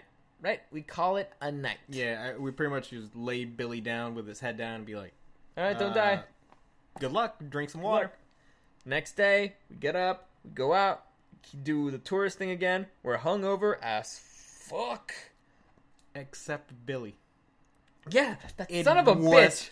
That son of a bitch. That's it right. upset me. It actually upset me. I'm like, you should be dead right now. He's like, dude, I don't know what happened. Like, I don't remember anything. I'm like, yeah, because you died. You were dead. You don't remember the guys in the bathroom and yelling and you love cock and everything? Like, no, I don't even remember being in the karaoke. I'm like, you son of a bitch. You don't even have like a slight headache. Fuck no, I'm fine. Fucker. Anyway, so probably because of his big head. Yeah. So we went out. We did more touristy stuff. We went out and we checked out the aquarium, which was awesome. Yeah. There's like a big monument to the big whale shark out there. It was really cool. We went in there. There's Eric. You were excited for the turtles? Who was excited for the turtles? Somebody was really excited for the turtles. I wanted to see penguins. We saw the penguins. You're like almost touching distance. It's really cool. The whole. My buddy Bernie, his favorite animal is penguins. He was freaking the fuck out. And so we went out. No, I was excited for a monkey. Oh no, but I mean like at that spot. I'm trying to figure out what other stuff we did in that particular spot. I don't remember. I'm trying to see. All right. Oh, there was like a festival thing going on outside. I'm trying to see. Was it just the aquarium? Pretty much. I think we just walked around that day. Oh, yeah, we walked around. Because the next pictures are from Kyoto. Yeah, and then we went to get the pancake thing. The cheesecake thing. The famous cheesecake thing. Yeah, we got there early this time. We got there early. We got the still a cheesecake little thing. hungover. Bernie this is stopped. gonna be awesome. Yeah, Bernie stopped by the store. He grabbed some milk or the thing that had a cow in it. We're so prepared for this. Yeah, dish. and we go back to the room to have some cheesecake, some beautiful looking Japanese cheesecake. And that's all we brought, also. Yeah, that's the only thing we brought. We're to like, eat. This is gonna be, our treat for tonight. The thing is one of the most beautiful desserts I've ever seen in my life. We start cutting it up. It's like a sponge. It's like a beautiful, fluffy sponge. Put it in your mouth, and it tastes like nothing. It's It's Pretty disappointing. It's like eating a giant hot cake that tastes like nothing. And so like, man, A little cheesy, I guess. Man, this fucking sucks. This was is brutal. It was It was by far the most disappointing part of the trip. Disappointing part of the trip. So like, oh well, at least we got some milk. Yeah. Pour it in a glass, take a drink. Turns out it was fucking cream. so Bernie, he saw a cow. He's like, all right, looks like milk. He bought it. Turns out it was cream. So I was like, man, well, I mean, I want some milk, so I just grabbed half a glass of cream, put some water on it, and I'm like, it's good enough. And it was good enough for me to finish that stupid, horribly tasting thing. But very disappointing. That was like the most disappointing night of the whole trip. Yeah. From that day, that's when we moved to the other apartment, right? Yeah, we went to the pink apartment. Yeah. That way, we only had 2 nights in the cool apartment, and we had to move to another one, which we call the pink apartment because it was a very big pink apartment. Everything was pink. Honestly, it was probably the most comfortable one that we were in. It was pretty spacious, but it was mostly just 2 rooms. But it was comfortable. It was fine. It was large. I like the first one better. Like we weren't like sardines, and the toilet and the shower were in the same, Yeah, that was better. floor. So we went there, and the rest of the day, what did we do the rest of the time in Osaka? We went to like a little bar that. Yeah, we was, went to check out we went to see. It was music themed. Like they had like a bunch of vinyls on the walls, and we Yeah. started talking with some locals there. We explored some of the bars there. It's an interesting place. Like honestly, it's very chill. Actually, in Osaka, they're like notorious for being pretty cool with foreigners. Yeah. In the sense of they will talk to you and be pretty friendly, and it's a little different from different regions of Japan. I don't know why. Yeah. Maybe because more people go there for the food. Maybe, or maybe they're just cooler. I don't know. So we went there, did that. It was fine. We checked out a few of the bars there. Pretty cool time. From there, we went to Kyoto. Now, what is this roughly? Do you remember what day it is? Just one thing we didn't mention. When the night we went out for the karaoke when Billy died, that was because it was one of our birthdays. Really? Yes, I think so. Wasn't it Phillips? No. The first birthday is Bernie's, and it's on like in Kyoto? 7th. Yeah. Yeah. Really? Yeah. And when was Phillips' birthday? In Tokyo. I might remember it later. Okay, yeah. Yeah.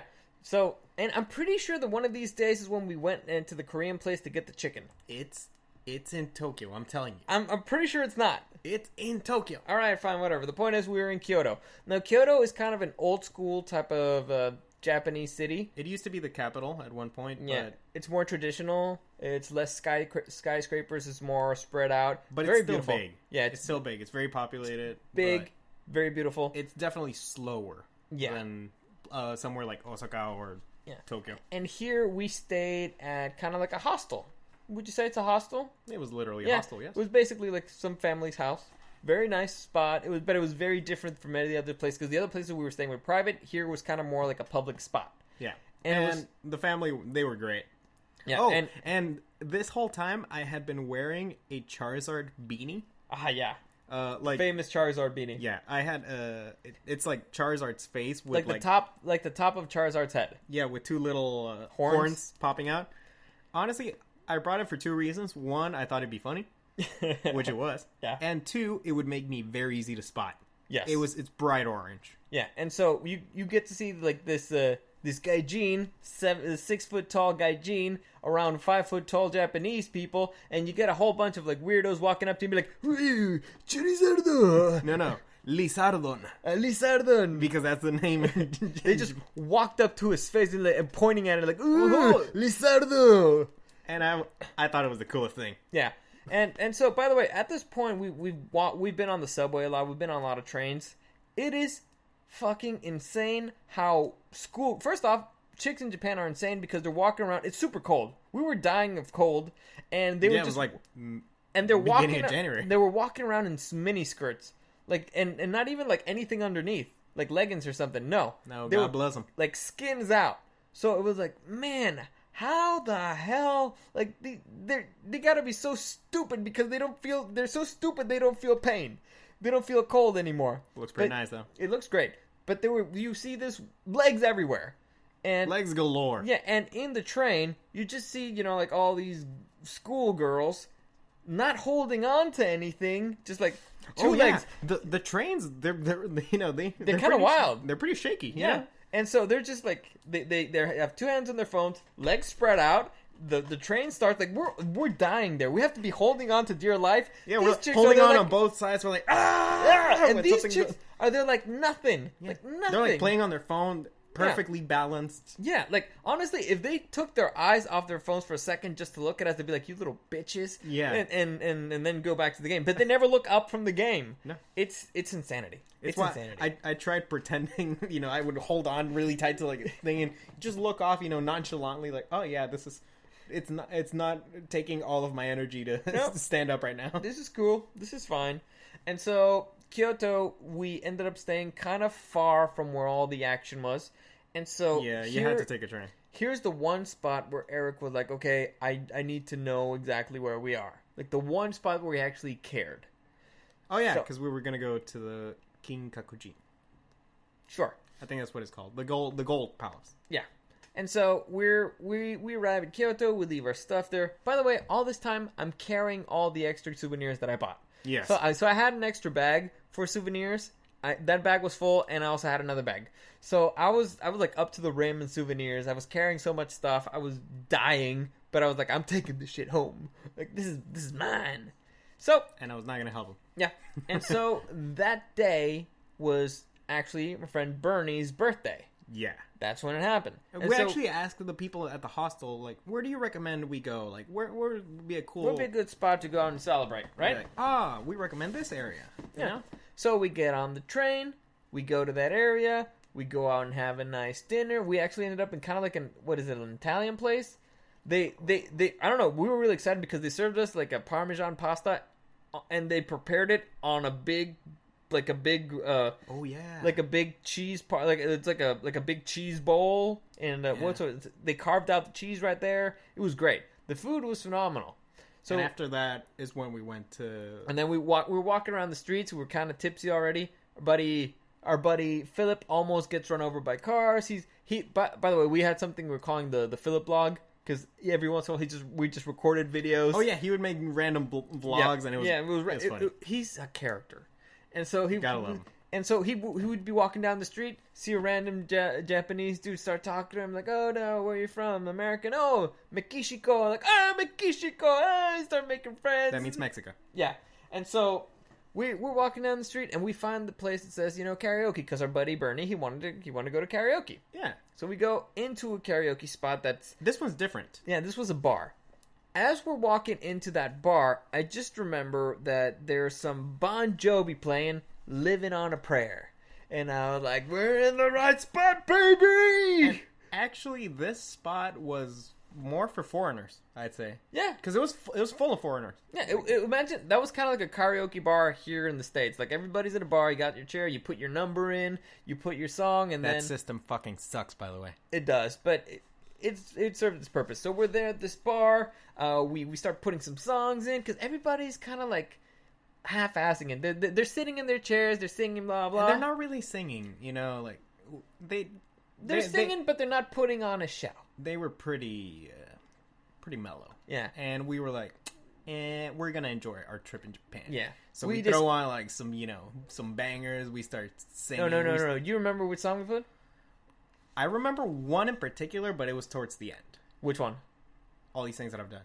No, actually, All These Things That I've Done was actually a little rude from my part, because somebody else put it in. The girls who were sitting next to us were from London, and the people in London love the Killers. Yeah. So they asked for All These Things That I've Done, and we start hearing it. It's like, oh man, that song, that's awesome. But then they put the mics up to their face, and it's only two microphones, and they're just like, they're not even singing. One of them is just too drunk, and the other one's like too shy. So I take one of their microphones. Listen, bitch. And you know why? I don't even remember if I was rude or not, but I was like, I ended up with a microphone in my hand, and I was like, when everyone's lost, the battle is won. And all these things that I've done. And you know why? Well, because we were drunk at that point. No, because earlier on we did Mr. Brightside. We did do Mr. Brightside. We did do Mr. Brightside, and then We closed with Jeremy. yeah, and then after Mr. Brightside, we discovered that there were some masks there. So I ended up with a horse mask. Yeah. We started grabbing a whole bunch of stuff. It was weird, and then we were like, man, We were like, dude, we're gonna look like a bunch of clowns, but honestly, that's the fun part. and we're like, wow, we're having a good time. We need to get like more people in this, and that's when we asked for Bohemian Rhapsody. Oh yeah. Once we got Bohemian Rhapsody in, everybody in the fucking bar started joining in. It was wild. We there was some really old lady dancing with Dude, at the table next to ours, there was this, I would say, like 50-year-old Japanese lady who looked that's fair. Who looked fine. No. She looked fine. Listen, Japanese women age really gracefully. Until they don't. And until they don't. But here's the thing: they could be 60 and still look 40. But I would say she did look 50. Yeah, fair. That is fair. Yeah. She wasn't necessarily a MILF, maybe with the right beer goggles on, but Which we had at this point, and still she didn't. I would say at this point I would be like, sure. Sure. And she was with this random foreign guy, and they were talking throughout the night.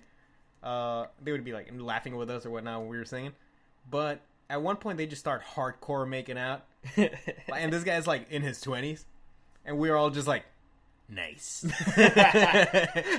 I'm like, good on you, good for you, buddy. Go get that Japanese MILF. And so we're acting a fool. I'm wearing a horse mask. We start taking pictures all over the place. And then at one point we realized that the pictures that we're taking, they're putting them on screen. And so for some reason we think that's the coolest thing ever. We start getting a little bit wilder. We start Putting on a dancing. show. At that point, our buddy Chuck goes and talks to a girl. Oh yeah, because I told him like, dude, there's a cute girl right there. Go and talk to her. She was like in a little group with a. She was Japanese, but she was around a couple of Europeans. Yeah. So Chuck, there's a bunch of other people there. He grabs his wingman, Eric.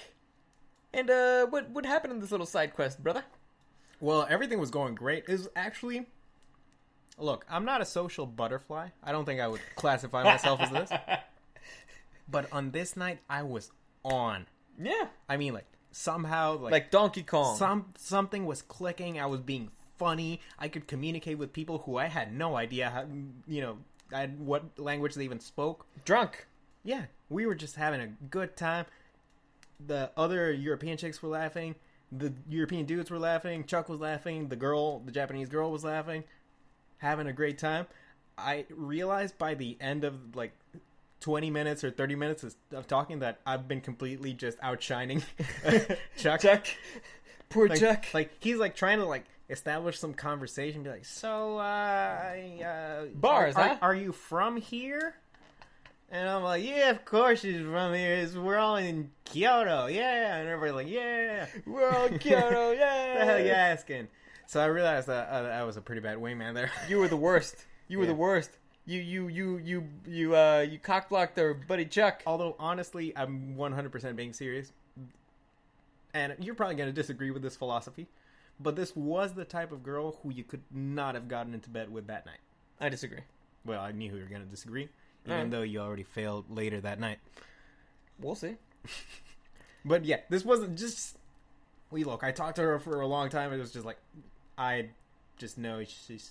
You're not going to get much more out of this. All right, you get a vibe. Yeah. You get a vibe. So we're there, we're partying, and we start dancing with all the people around. Our buddy, Philip, he's feeling it, man. He's feeling it. We're all in the zone. We had some wings. And then we got some wings on the table, so me and Bernie, we go out, we grab some wings, and then all of a sudden, Philip walks up to the table and is like, dude, did you see my move? Did you see my dance move? It's crazy.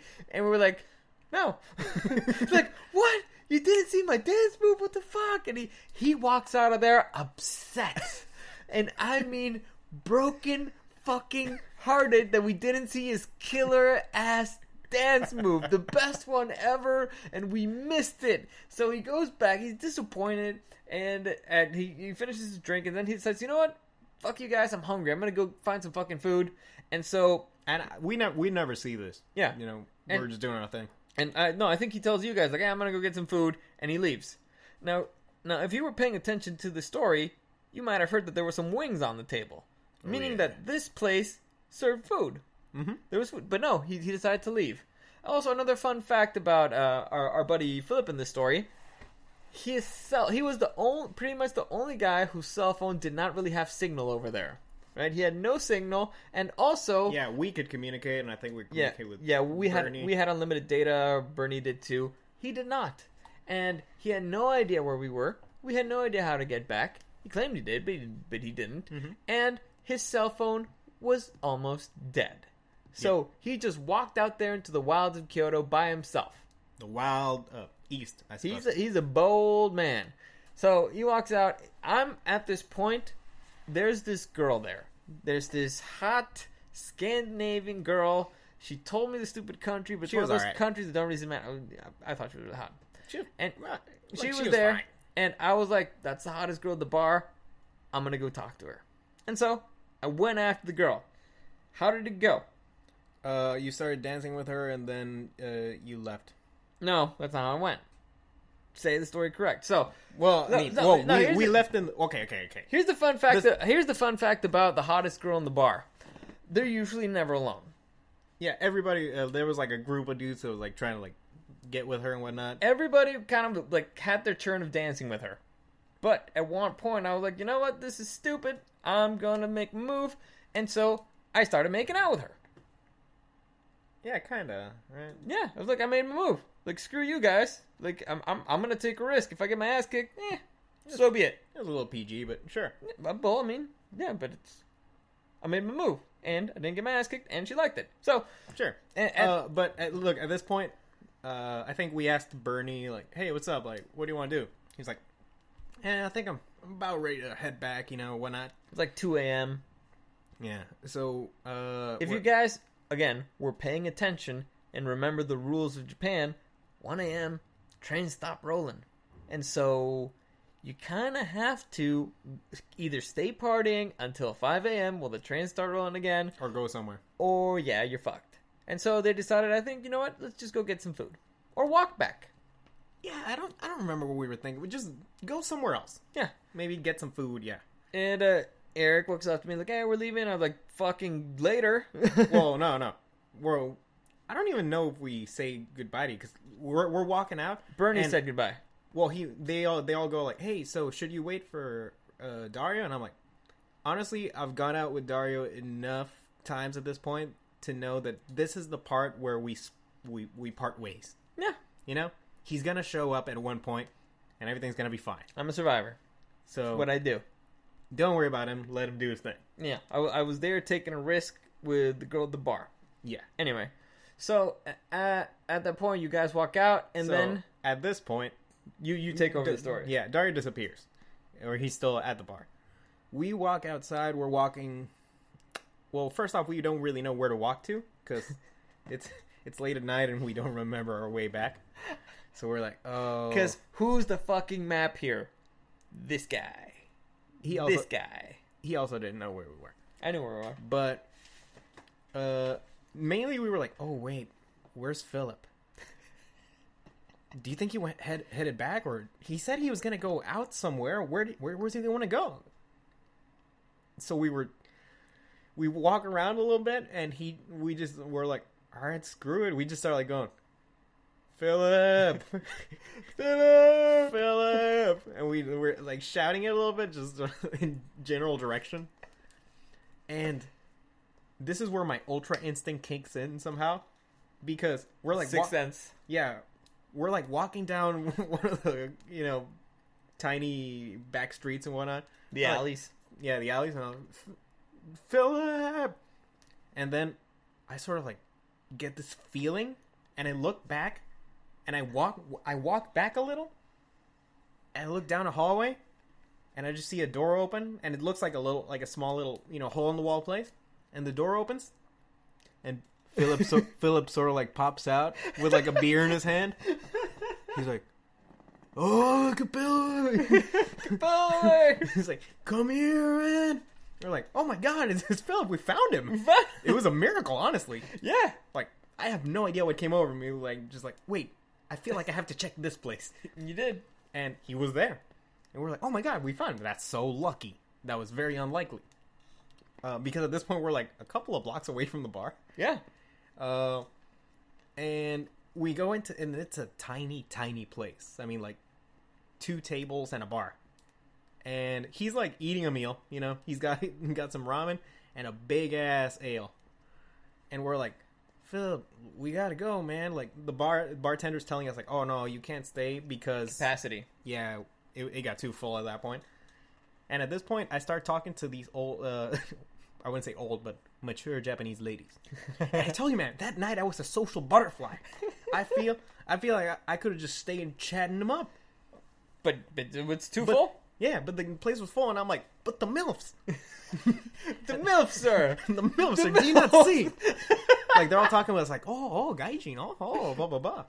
And I'm like, it's the mustache. But then, you know, he tells us, like, we gotta go out. And we're like, all right, Philip, man, you gotta finish your food, or just finish it up quick and let's leave. He had, like, a little bit left, and he's like, no, I want to order another beer. And at this, we can kind of tell that he's pretty drunk, but I can't tell how drunk he is. Yeah. Bernie knows him pretty well. Bernie knows him very well. They've been drunk together many, many times. He knows when he's had too much. Yeah, when he's stubborn. I don't. And to me, he looks fairly fine.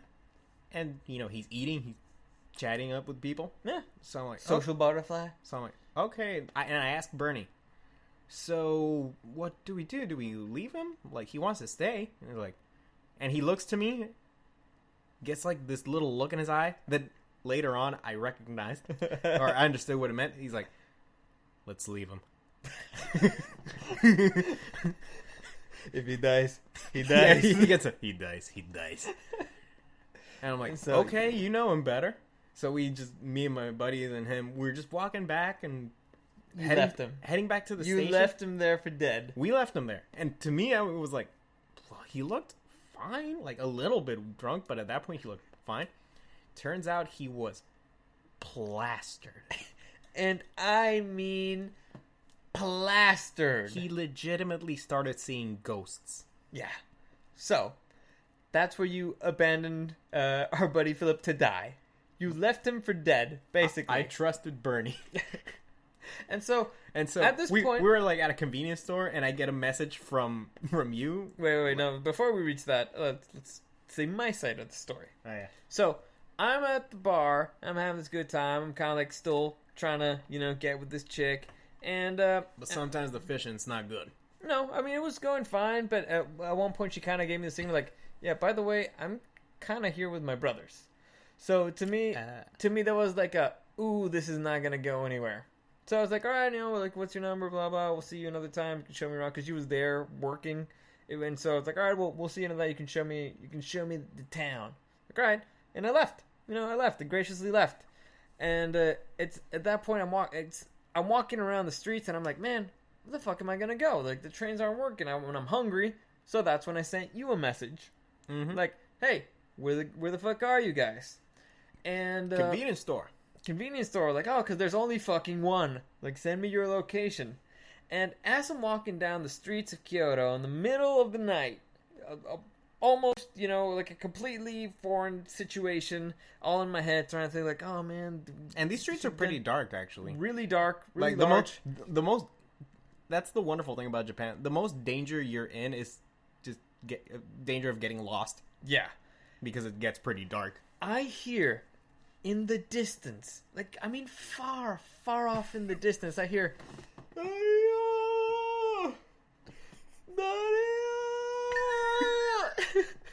So I turn around and I see Philip walking away from me, yelling in the distance, Dario! And I'm like, what the fuck is going on? So I run over towards him, and I he's still screaming, Dario!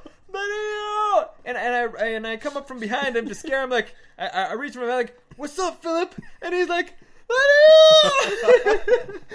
Thank fucking God! They left me, and my phone's not working. I was like, dude, what were you doing? What were you yelling over there? I was walking down. I was like, I thought that was you. So I'm like, man, and I'm like, dude, Luckiest son of a bitch that I'm like- ever lived. I'm like, dude, what the hell? Why weren't you with the other guy? I thought you were with the other guy. I was like, no, I was at a bar and they left me. I'm like, they fucking left you? They fucking left you? At this point, I was seeing fucking red. He was upset. I was beyond upset. And here, at this point, our buddy Philip, he wasn't really upset. He was more scared. But as I was getting upset, he started getting upset because he started realizing, these fuckers left me. I was like, dude, are you fucking kidding me? They know you don't have a phone here. They know your phone was dead. They know you don't know where we're staying. They know you don't know the way fucking back. And they fucking left you here. And it's freezing cold. Are you fucking kidding me? So I'm getting really worked up. And at this point, I'm messaging Eric like, where the fuck are you? And I, say convenience store. Sends me the location. Like, why are you so I'm upset? fuming. I walked the few blocks that it takes us to get there. I'm fuming. I walk up to you guys. I remember I found the convenience store. You're up there. I was like, what the fuck were you thinking? Like, why the fuck would you leave my friend? Like, I would never fucking do this to any of your fucking friends. And that's Why when I explained my side. It's like, dude, like, Bernie said he was fine. Like, he looked fine. Yeah. I'm like, are you He fucking said he kidding was me? fine. Look at him. He's fucking dead. And at this How point, can you fucking at this not point, tell? At this point, Philip is like just Dead. Seeing ghosts. He's dead. He's just not, like he's just looking at Bernie angry. He's just looking at Bernie like he's like like I think I'm upset at you. And I don't think he was thinking. And so as Eric tries to pass the blame on to Bernie, I was like, dude, what the fuck? Why would you leave him? You should know. What the fuck? That's not what friends do. And he's like, dude, it's Philip. He'd be fine. He's lucky. He's lucky. You can't fucking count on him being lucky. Like, yeah, but you found him. Like, it doesn't count. That doesn't fucking count. He was 100% correct. But it doesn't count. You abandoned him. And that's when he says, like, well, he needs to learn. He needed to learn. Like, what did he fucking learn? Like, nothing. You just fucking abandoned. You're a horrible fucking friend. This whole time, me and my buddies are like drinking a coffee, just watching. Yeah, no, we were getting into it. And so I was like, you know what? I was like, fuck it, let's just fucking get out of here. The train station's not working. It's like, all right, let's just walk back. Fuck it. We're far, but I know kind of where we're going. Let's just fucking walk. Bad idea. Yeah, it's very, very far away. It was very, very far, and it was very, very cold. And we realized this very, very quickly. And it started raining. And there might have been a case of public urination. Yeah, and it's one of those things that as you're walking, I wanted to like just stomp out of there because I was fuming. And as we're walking, our buddy Philip, he started getting upset too. Don't talk to me! Don't talk to me, Bernie! Don't talk to me! You left me there! And Bernie's kind of like, Yeah, I kind of did. Yeah, kind of did. And me and my friends are kind of confused because we're like, yeah, we did kind of leave him there, but we thought he was fine. He told us he was fine. Bernie told us he was fine. Yeah. So we're like, what the hell? This is a little bit of a mystery. Yeah. What's going on? What the hell's happening? Thought these people are they're boys, right? They're best friends. What the hell's going on? Closer than brothers. Yeah. So we just keep walking a little bit. We try to follow the train tracks until we're like, yeah, this is just too long. That's when we decide, you know what? Let's just sit here outside of the train station, cold, and wait until the trains start working once again. We had to wait for at least 3 hours, maybe? Yeah. So we found... it's like two hours. We found a little, what do you call it? Yeah, like a little roofed area. Yeah, a little roofed area. We're like... here's the thing. Our buddy Philip was so drunk, he started like chasing like a ghost. Yep. It was like, imagine like somebody's like there's a plastic bag floating in the wind. Imagine if there's a ghost version of that and he's trying to catch it. It was really weird. And we're like, dude, are you okay? He's like, Yeah, he's not speaking normally at this point. Not. He's upset. He's pissed off. And we're just sitting there, cold, we're all exhausted. tired, Yep. cold, and we decide, all right, we're gonna sleep a little bit. Mm-hmm. Like Like hobos. We should not have done that.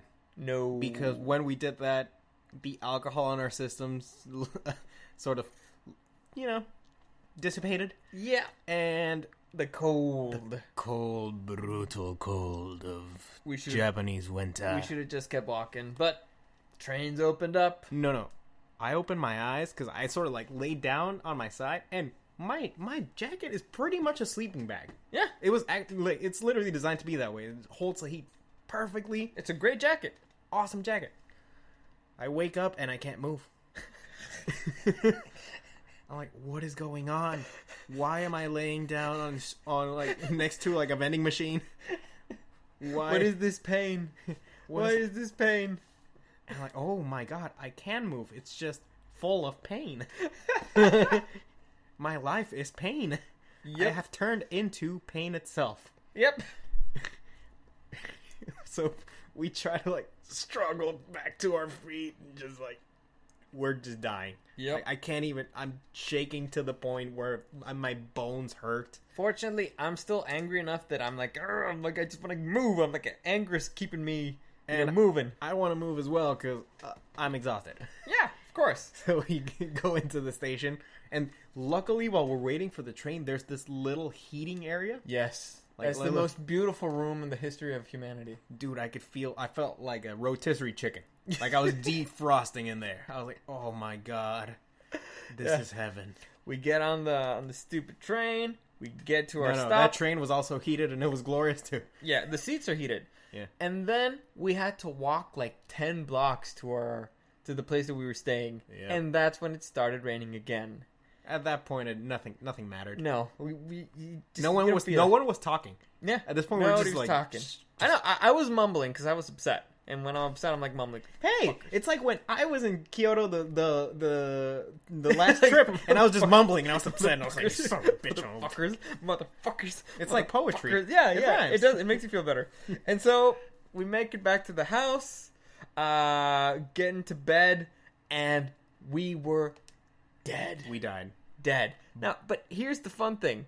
On the other room, Bernie, Philip, and it was me and Eric. We were in one room, and the other And four some dudes were in random another. Japanese guy. Yeah, we never saw them. Very polite. But the other room, it was the other four of them, and Bernie started talking on his phone while he was in a bunk bed. But according to him, since he closed the curtain to his bunk bed, that made the thing soundproof, and nobody could hear what he was saying. Honestly, I love those bunk beds. It Oh, did they were feel great. very private. Yeah, it did. It did. And that's where we discovered something very interesting about Bernie's story. That's when everything started clicking. Yeah. Turns out, remember the donut back in Hiroshima when Bernie was sick And Philip ate his donut. and Philip ate his donut all the way back in Hiroshima. We're two cities later. And then remember in Kyoto in the bar when Bernie got a weird look in his face that Yeah. Eric did not recognize. I was like, what does this look? Why does he look like determined? It's like it was the eyes of revenge. He looked at me, he's Turns like, out that it wasn't that he wanted to teach him a lesson. It wasn't that he knows he's lucky and that he'll find his way home. Is that fucker ate my donut while he was sick while he was sick. and he didn't bring him any food. And so, for him, abandoning him in a foreign fucking country where To you don't die. speak the language and have no communication, have no idea where you're going, is the equivalent And plastered drunk. of eating your fucking donut. And when he told me that story, I'm like, well, you're completely justified then. You fucking suck. Fucking suck. I'm like, yes, this makes perfect sense to me. You're psychopaths. Anyway, so the next day, the old dogs, we were dead. This is when- dead. I got one over on Mr. Party Town. Yeah. I Because was these guys, the old, the grizzled vets. yeah, the old squad, they were out. We They were could- out the entire day. Yeah, they lost the entire day. Yeah. Meanwhile, I woke up at around, I don't know, 3 maybe. Like, it was still day out. Yeah. And I head over to the common room and whatnot, and Chuck is already up, and they had a guitar there. So we were like, dude, fucking let's play guitar and put on a little show. So we start playing like some Beatles and singing along with these guys. They're having fun with my Charizard hat, and These people were awesome. Yeah, the house people. Yeah. Yeah, we started playing like some board games with them. We had like other guests. We have like a small little party there. And then At one point, like Bernie and Philip come out. We went out to get them like a hostess thing. Actually, that's what we did at the convenience store before we went back. but you like went back and stayed there, right? Yeah. Well, what do you mean? You didn't go out that night. No. Yeah. Like we're like because his girlfriend asked us to get him something for his birthday, like at least a cupcake or something. And so we did that, and we were celebrating thing. And the house people even played a joke on Bernie and Philip. Like they gave Bernie like a little like a dip thing, and they're like, okay, all right. And he tastes and he eats it, and he's like, oh my god, this is one of the most horrible thing ever.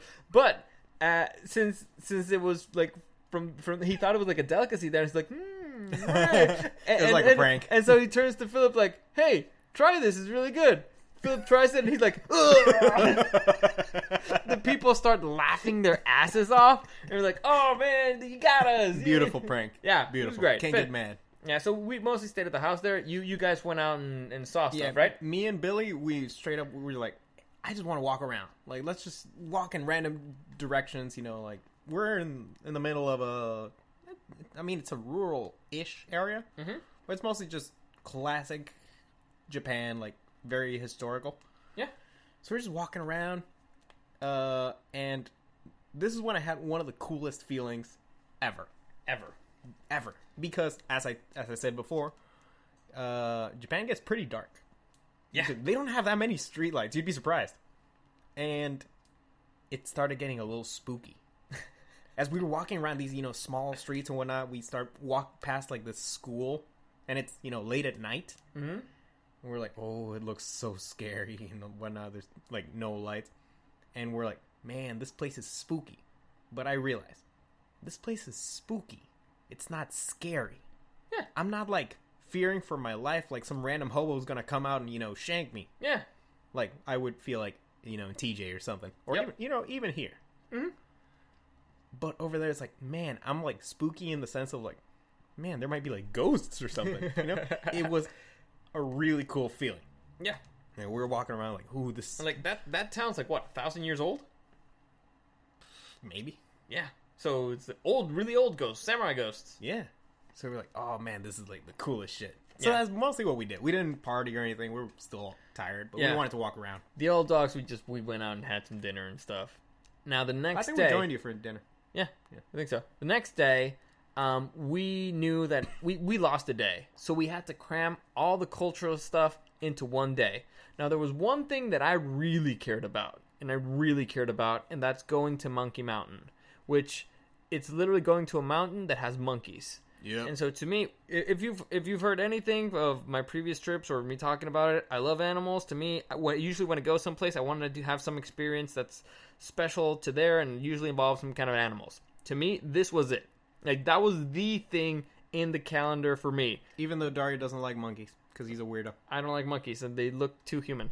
But still, I was like, all right, I have an opportunity to hang out with monkeys. I will take it. So to me, the thing on the whole trip was going to Monkey Mountain.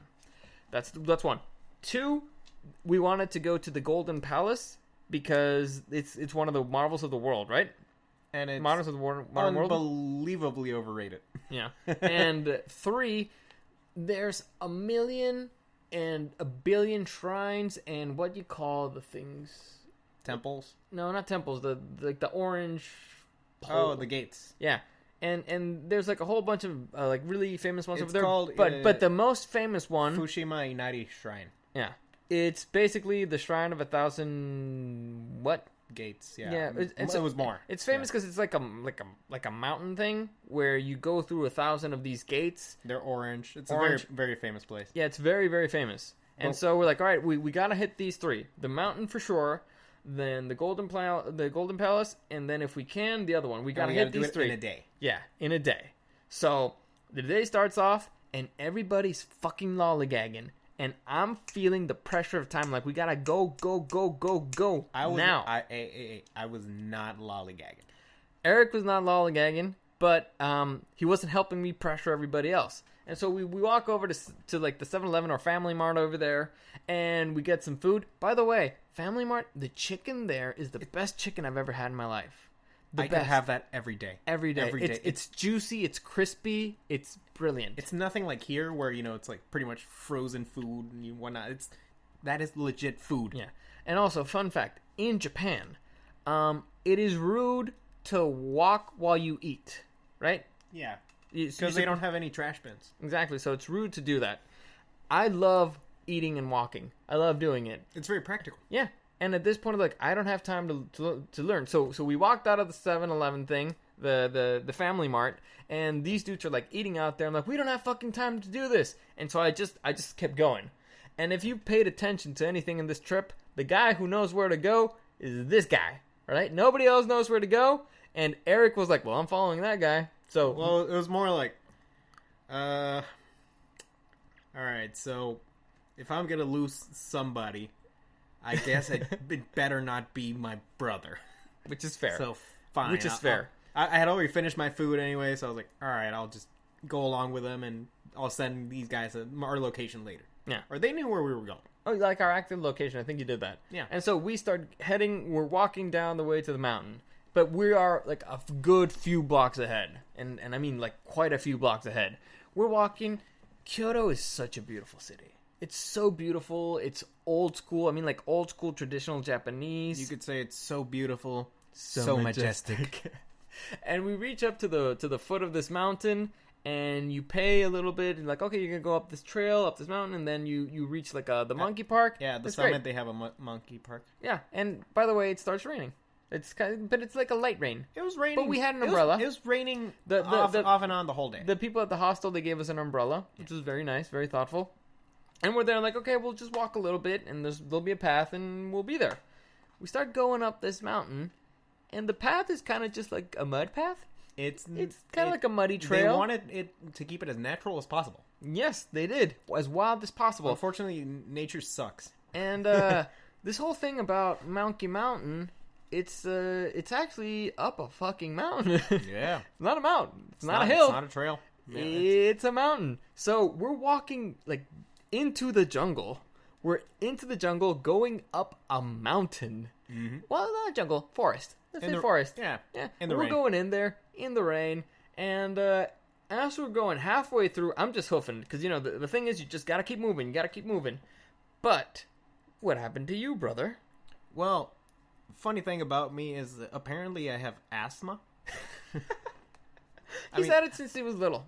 I've had it since I was little, but I've never actually, like I've gotten sick, but it's never been a big thing, right? Nope. Like pretty much if I ever get a cold, it'll last twice as long as it would for a normal person. But that's about it. I've never had, it's never really stopped me that much. I've never really had like an asthma attack. But when we were going up this mountain, and it's pretty steep. Yeah, and muddy. Yeah, I started feeling my lungs get smaller. Like he had asthma. Yeah, I'm like, wait, this is not right. I'm getting like the bends, but backwards. Yeah, whatever that is. I'm like, how about if we just sit? Let's just wait for like 5 minutes. While my and to me, I'm like, no, we gotta keep going. If you sit down, it's gonna be hard to get up. We gotta keep going. Gotta keep going. Gotta keep going. Gotta keep moving. And he's like, fuck you. You see these two fingers? Fuck you. He just sits down, and when he sits down, I get really upset. Now I'm steaming because like we're just wasting fucking time. Yeah, he's being a little bitch about it. Like, no, you're being a little weak bitch. He's you're throwing a temper tantrum. We're running out of time. We're gonna miss everything. We're not gonna see everything. Fine. And so I'm getting really upset. Finally, he recovers. We walk up a little bit, and guess who needs to stop again? No, not in that one. No, you stopped twice. On the Monkey Mountain? No, Yeah, you stopped twice on the Monkey Mountain. I don't remember the second time. I do. Anyway. No, there was like a little souvenir shop. We stopped there just to like check it out. No, we didn't. Yeah, we did. You stopped because you were weak. No, I stopped twice in the other one. Well, we'll get to that. And so we stop at the souvenir shop, and then we continue going up, and we reach the monkey park. And throughout this park, there's a whole bunch of signs that say what not to do. Don't touch the monkeys. Don't look them straight in the eyes. Yes, don't look them straight in the eyes. Don't pet them. Don't feed them out there. Pretty nothing. much just ignore them. Yeah, you just hang out with them. Let them tolerate your presence. If you want to feed them, you go inside like a big cage, and you feed them from the inside. You give them some peanuts, which is cool. Yeah, and so we went in there, we bought some food, and we started feeding them. As we were feeding them through the gate, you realize why they tell you not to feed them outside. It's because, first off, they will just gang up on you, and it's a lot of fucking monkeys. Yeah. And monkeys get really big, apparently. And as you're feeding them, as they're taking the food from your hand, you see their claws.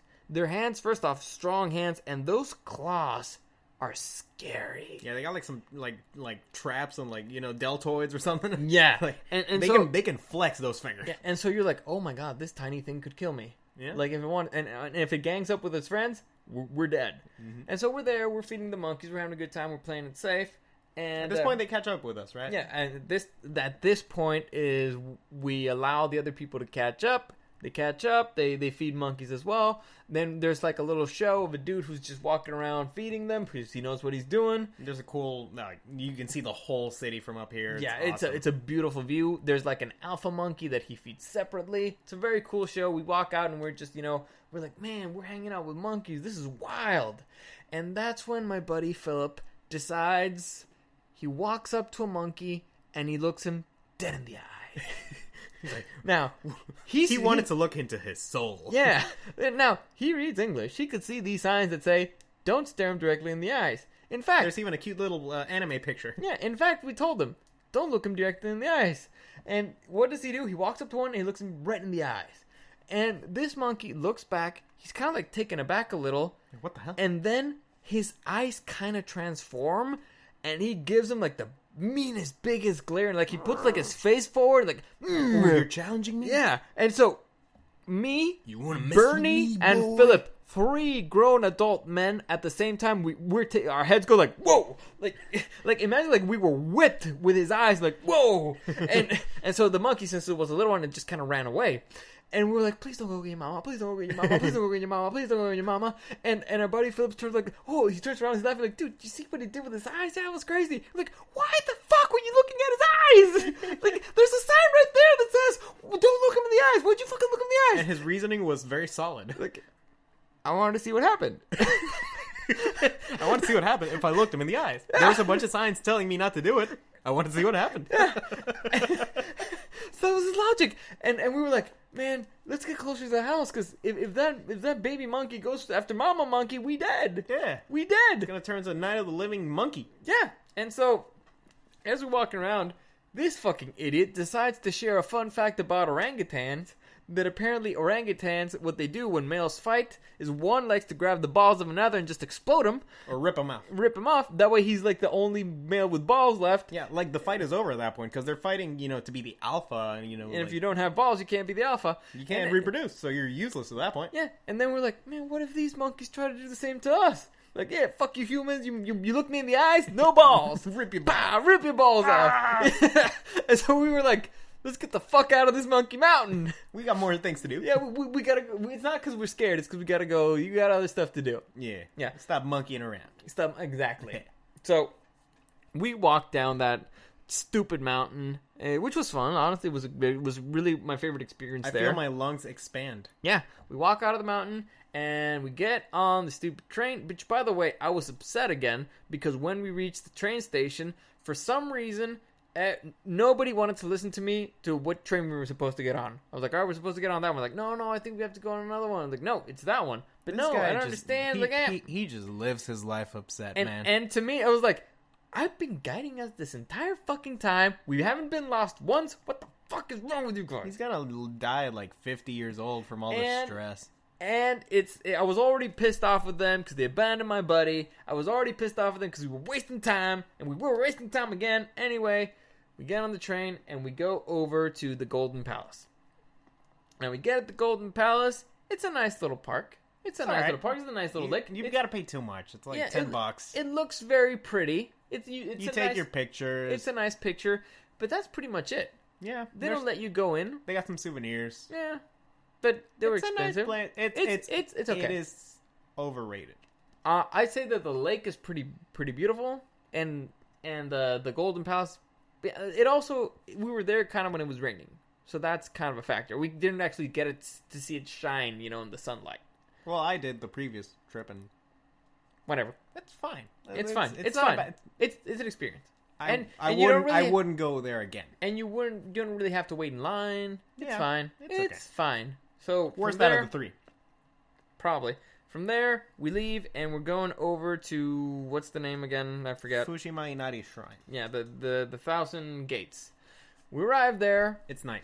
It's nighttime and it's kind of still a little bit rainy. So we walk out of there. We cross this big ass courtyard and we start going up the stairs. And as we're halfway up, like the first set of stairs before we go into like the actual entrance proper, We hear something. and it's a really weird shriek that sounded kind of like. We're like, oh, it's got to be Philip. Like, Yeah. So we turn around and we see coming out of the restroom steaming. There's like steam coming out, yeah. and there's this guy walking out, buck naked, Straight naked, up, just naked birthday man, suit. steaming. I'm like, And- oh my god, this is a Titan. Yes, that is exactly what I was gonna say.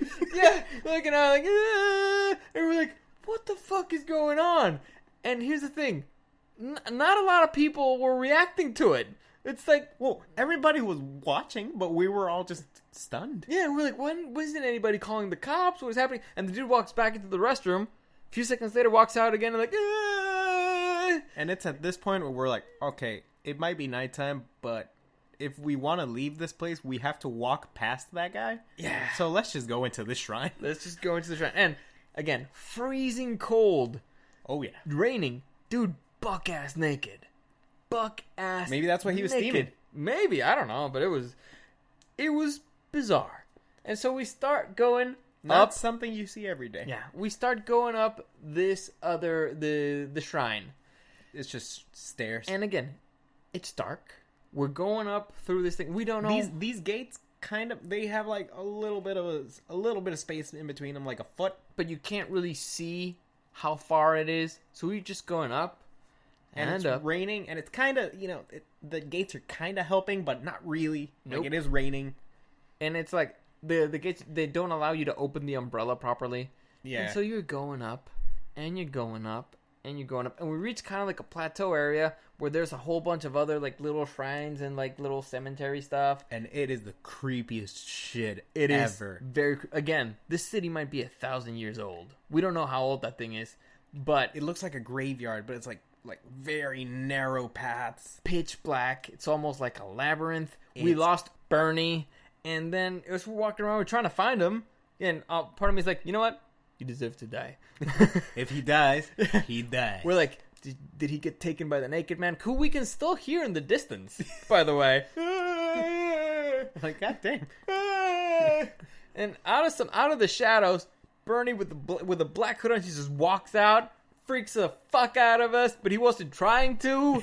It was creepy as fuck, and his vibe was really weird. We're like, he got possessed. And We're like, this is not the real Bernie. this is not the real Bernie. So then It was awesome. we discovered, I love that type of shit. we discovered more stairs. Oh, And yeah. we start going up, and we keep going up. And it's at and this point we where keep we find a going map. up. We found a map. and Turns we out we're discovered- halfway up. So we keep going up and going up. And Eric took a break at one point. I don't remember who else took a break, but we kept going up and we kept going up and we kept going up. And this is worse than the stupid mountain, because the mountain, it's kind of like A little not gradual. flat. It's gradual. Here it's steps. Yeah, it's Steps kill you. And as we run into. Whoa, no, actually, we don't run into him. We start hearing from behind us like some, like a and we, look back like, what the hell? And there's a monk, yeah. like some Buddhist monk walking up like with like the typical garb that you can imagine. And he It has, was like a candle and a backpack. I think so. He's got like He's got like a staff. yes. He's And like Gandalf. his sandals were like a foot tall. Yeah. I don't- Imagine like a big T. Yes. He's standing on the top of a capital T, and it's like a foot tall. Mm-hmm. So he's walking up the stairs with these things. Yep. And if you looked at us at this point, we're like all like, this guy's just, How far? he does this every single day. Every day, like it's nothing. Yeah. And He so just goes we're up, like, no problem. We're like, dude was wearing like a wooden backpack, not even a convenient backpack, like a wooden one. Yeah, like that dude could have shot like a Hadouken, I'm pretty sure. Yeah. And so we're like, if that dude can do it, we can fucking do it. So we kept going up the stupid mountain and up until we finally Made it to the summit. made it to the top shrine. We got there. The view was beautiful because you got to see the whole city at night. It was great. It's a beautiful view. We got to see. Would have been better if it wasn't raining. Yeah. We got to see the view of the city during the day up in the mountain. We all got a view of the city up from at night. Straight up Beautiful. gorgeous. And I've never felt more victorious in my life. Oh, at one point I could see the summit and I was singing the Rocky theme. Took a picture there. And then we But left. at one point, well, I think we did catch up with you guys at the summit. Yeah. But before we headed back, like my asthma was already kicking in. So I was like, all right, I'm going to just like take a minute. Like you guys keep going. But Billy did stay with me. Billy's a good friend. Well, he did owe me his life. That is true. From Osaka. And so the rest of us decided, you know what? We're fucking starving because we really haven't eaten. Mm-hmm. And we just walked up 2 fucking mountains today. And turns out that there are multiple routes down. Yeah. We discovered that. So we were like, well, let's just take the shortest one. We didn't know where the other guys went. Yeah. And as we were going down, we start hearing something out there in the woods. And mind you, these gates have like a foot in between them. You know, It's not that wide. not that wide. I think you could maybe Squeeze. You could squeeze through them, but it wouldn't be easy. Yeah. And we start hearing. We're like, what the fuck was that? Out in the forest, it's dark. The naked mountain. We start, and it's getting closer. We're like, holy shit! What the fuck? It's a boar, a wild fucking boar. And we're like, I mean, the gates can handle it, right? The gates can. We're like, oh my god! So we start like kind of booking it. Yeah. Down, and we run into this group of Russians. I think they were Russians because they have like, oh, hello, we're going up the, like fellow foreigners. Why do you look so scared, Gaijin? Why are you running? Yeah. And we're like, there's a wild boar up there. It's chasing us. And he's like, oh, wild boar. And they look at each other like panicked. And they're like, let's go check it out. And they go start running up. And we're like, have fun, buddy. Have fun, you crazy Russian bastards. Crazy Russians. So we just, book it all the way back down. And we run into you guys at the convenience store, I think. Yeah, because we were starving. Oh, yeah. And we got some food, went back to the house, and died. Yeah, that's about it for Kyoto. Yeah, died. Turns out walking up 2 mountains one day, not smart. In the rain. Pretty hard workout, gotta admit. Not smart. The next day, Slept like a king, though. yeah. Next day, get up, get on the train, head back to good old Tokyo. Now, here things got a little annoying. Because in Tokyo, we were staying kind of in a funner area. The first time we stayed more in a family area. This time it was more of a funner area. But we still, again, after we got off the train, we had to walk quite a bit to get to the house. Mm-hmm. And when we got there, the stupid code was not working. And now, Eric's friends, they decided to put in the address that we got into their phones. Like, oh no, this thing is telling us it's somewhere else. And I was like, no, it's here. I checked it. I double checked it. I triple checked. It's here. I marked it on my phone. So you're like, no, but mine's telling me it's somewhere else. Blah blah. And at this point, I'm fucking pissed because again, I've been guiding us this entire fucking time. It is so easy to trigger have this man. Not gotten lost once. I'm sure that we are here. We're in the right spot. I have not failed you once yet. Why are you fucking doubting me? We don't have internet. Why are you fucking doubting me? So I talked to the owner of a restaurant next door. I asked him if we could borrow his Wi-Fi. He said yes. The Wi-Fi was super slow, but I finally I tried to get in contact with the dudes from that place. I'm not hearing from them. And they're like, no, let's just walk back there and try to find like the right spot. And I'm like, no, it's here. Like, no, let's just walk back. Like, no, it's here. At this point, Eric sits down, and I'm like, yes, he's supporting me. He believes in his brother. At this point, we've been walking for days. Yeah. At this point, we literally just walked up 2 mountains. Mm-hmm. We're still pretty damn tired. So, my logic here is, so there's 2 options, right? We can either wait here and see if the guy answers Dario's email, and it could be this could be the spot. Or it could be the other place. So what should I do? Well, I'm just gonna sit here. I'm already here. Yeah. I'm just gonna, like, if it turns out it's the other place, they just send me a message and I walk over there. Yeah. Right? Fair. So I'm like, fuck you guys. I'm just sitting here with my Charizard beanie on. Cold. Yeah. Hungry. So, lo and behold, just as these dudes are about to start walking away, I get an email saying like, oh, I'm sorry, we sent you the wrong code. Put the right code in. Boom. We're in the fucking apartment. And I was like, I always believed in you, brother.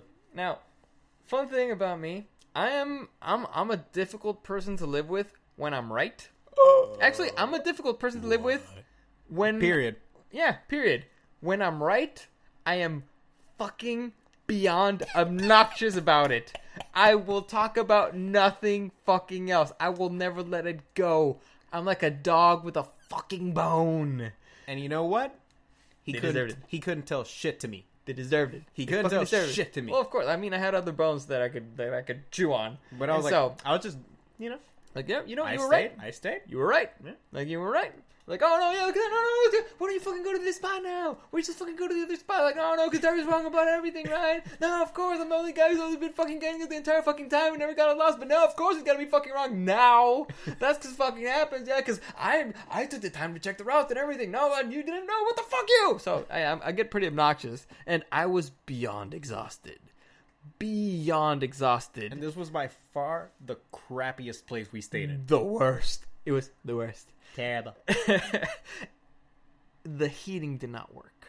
No, it did. We just couldn't figure it out. Okay, the heating was in Japanese, and our Japanese translator could not make it work. Yeah. And so we were just cold. We were in there. We were It was freezing. the only place we didn't have, like, the fancy toilets. And we didn't have the fancy toilet. It was the only place that I had to sit down and, like, I was cold. Yeah, it's the only apartment that the shower did not have a separate door. So you had the door to the shower, and then that's it. So and the door was transparent. So if you go in there, semi-transparent, like foggy. Yeah, like if you took a few steps in there, you could tell that there's someone in there, but you can't tell anything. Yeah. But if you're right next to the door, you can pretty much tell what's going on. And fucking Philip loves showering right next to the fucking door. Oh, next to the fucking door. Hilarious, because I think we didn't do much that night. We were dead. Yeah, we just stayed in, maybe went out for like some food. Mm-hmm. But the next morning, I wake up and I'm like all groggy. It's like in the morning. I'm like, oh man. And I hear that somebody's in the shower. And this is in perfect view of where I'm sleeping at. Straight shot. And I look down and I just see a couple of butt cheeks. Big old white butt cheeks. Just butt cheeks, just clear as day. And I'm like, ah! And God damn it. And all you hear from the shower is, and so beautiful, so majestic. My beautiful, majestic butt cheeks. And fair enough, it was Philip. You know what? I think I know what we did that night. That's the day of the Korean chicken. I don't think we went out that night. Are you sure? I think we went for Korean chicken this night. Well, the point is, we were there for a couple of nights and blends together. From there, honestly, the experience was so horrible in that apartment that the days blend together. But Tokyo was awesome. But alright, so these may be out of order. But I do remember, maybe we did go to Korean that night because I think on this night is when the fun happens. Yeah. So we went out and we were starving, and we find this Korean place that had wings. I think we went in there because it had wings, and then turns out it was a Korean spot, and we were dying for wings. We wanted some Something wings, spicy, something yeah. spicy, and it said, "Oh, spicy." We went in there, we ordered some wings, and it's the spiciest fucking thing. There were I've 6 grown men. Mexicans. 6 all grown right? Mexicans. We eat a lot of spice. Yeah, We we were were crying. fucking tears coming out of our eyes. Like, what the fuck is this thing? What is it? Is What this the fuck? another prank? Yeah. What the fuck is happening? Give me another beer. Give me water. Give me ice. What We the fuck is legitimately happening? there was like a little ice bucket with like, you know, where they brought our drinks with. We were grabbing ice cubes and putting them in our mouths just like to ease our suffering. One of the most horrible experiences I've had eating anything. It was brutal. It was really good though. It was great chicken. Very tasty. Too spicy. A little bit too Yeah. much. And so from there we're like, let's call it. We're dead. Our insides are on fire. I don't even want to know how it's gonna be afterwards, and we're all sharing the same restroom. It's gonna be brutal. And this restroom doesn't clean our booty holes. No, it does not. It's a crappy American toilet. Yeah, what the hell? Yeah, so we went back to the room and was like, that's that. The next day, and again, these things might blend together because we did go see the palace, the Imperial Palace, which is actually very legit. It's very nice. It's a huge park. Yeah, we went back to Akihabara, and we bought a whole bunch of crazy stuff, and by we, I mean me. We went to a Square Enix Cafe. Which is pretty much Final Fantasy Cafe. Which also the second biggest disappointment of the trip. The first is but it wasn't that bad. It was just a little too expensive. no, here's the thing. Everything else was fantastic. That was disappointing. Because you hear like a Square Enix Cafe, Final Fantasy Cafe, Kingdom Hearts Cafe. You're like, oh my god. I imagine like crazy cosplay, you know, Yeah, maybe the waiters, you know. Maybe some video games, maybe something. You walk in there, it's just kind of like a cafe that serves you stuff that's named after the games, but It's not even like Not actually great, is it? themed after it. And yeah. there's a little souvenir shop. There's TV showing commercials of Disturbia, or no, what's the name? Discordia, the game that was about to come Dissidia. out. Dissidia, the game is about to fucking come out, and there's a little gift shop, but that's it. And so we're like, man, this fucking sucks. Yeah, So a little too expensive for what it was. yeah. So it was like, all right. I mean, and you had to wait in line for it. We waited in line for a really long time. Yeah, Yeah, and so I was like, I was the second biggest disappointment of the trip. But from there, it's fine. we still checked out other stuff. We walked around. There was a girl with an owl in the street, which was weird. I dug it. I We went to the maid cafe, we went to a maid cafe. and that place was not disappointing. All right, you want to talk about the crazy night? You want to talk about the maid cafe? Well, maid cafe is quicker. All right, let's talk about the maid cafe. So we went out. We're exploring stuff. At this point, we're almost 3 hours. What? How much? Or is it 2.5? 2.5. Yeah, Oh, okay, that's fine. yeah, it's fine. If people, if they made it this far, they'll probably listen to it. I mean, they can pause. we should probably put like timestamps and shit, huh? I don't care. I'm not gonna do it. Yeah. Anyway, so we are in. We're trying to make sure you're coming along with us for the ride. Yeah, for the journey. we're walking Experiencing around. everything. We're exploring. We went one night to karaoke again, Because of course. and then we were like, you know what? Let's go to Maid Cafe. We've never been to one. It's kind of like a thing here. Let's go check it out. Now, for those of you who don't know what a Maid Cafe is, how would you explain it? Basically, well, it's actually pretty straightforward. You go into, it's not anime themed, but it's more like, in Akihabara, everything's different, right? Imagine like Everything's a little cutesier, and outside there's a little pervier. Oh yeah, kind of. There is that undertone. Yeah.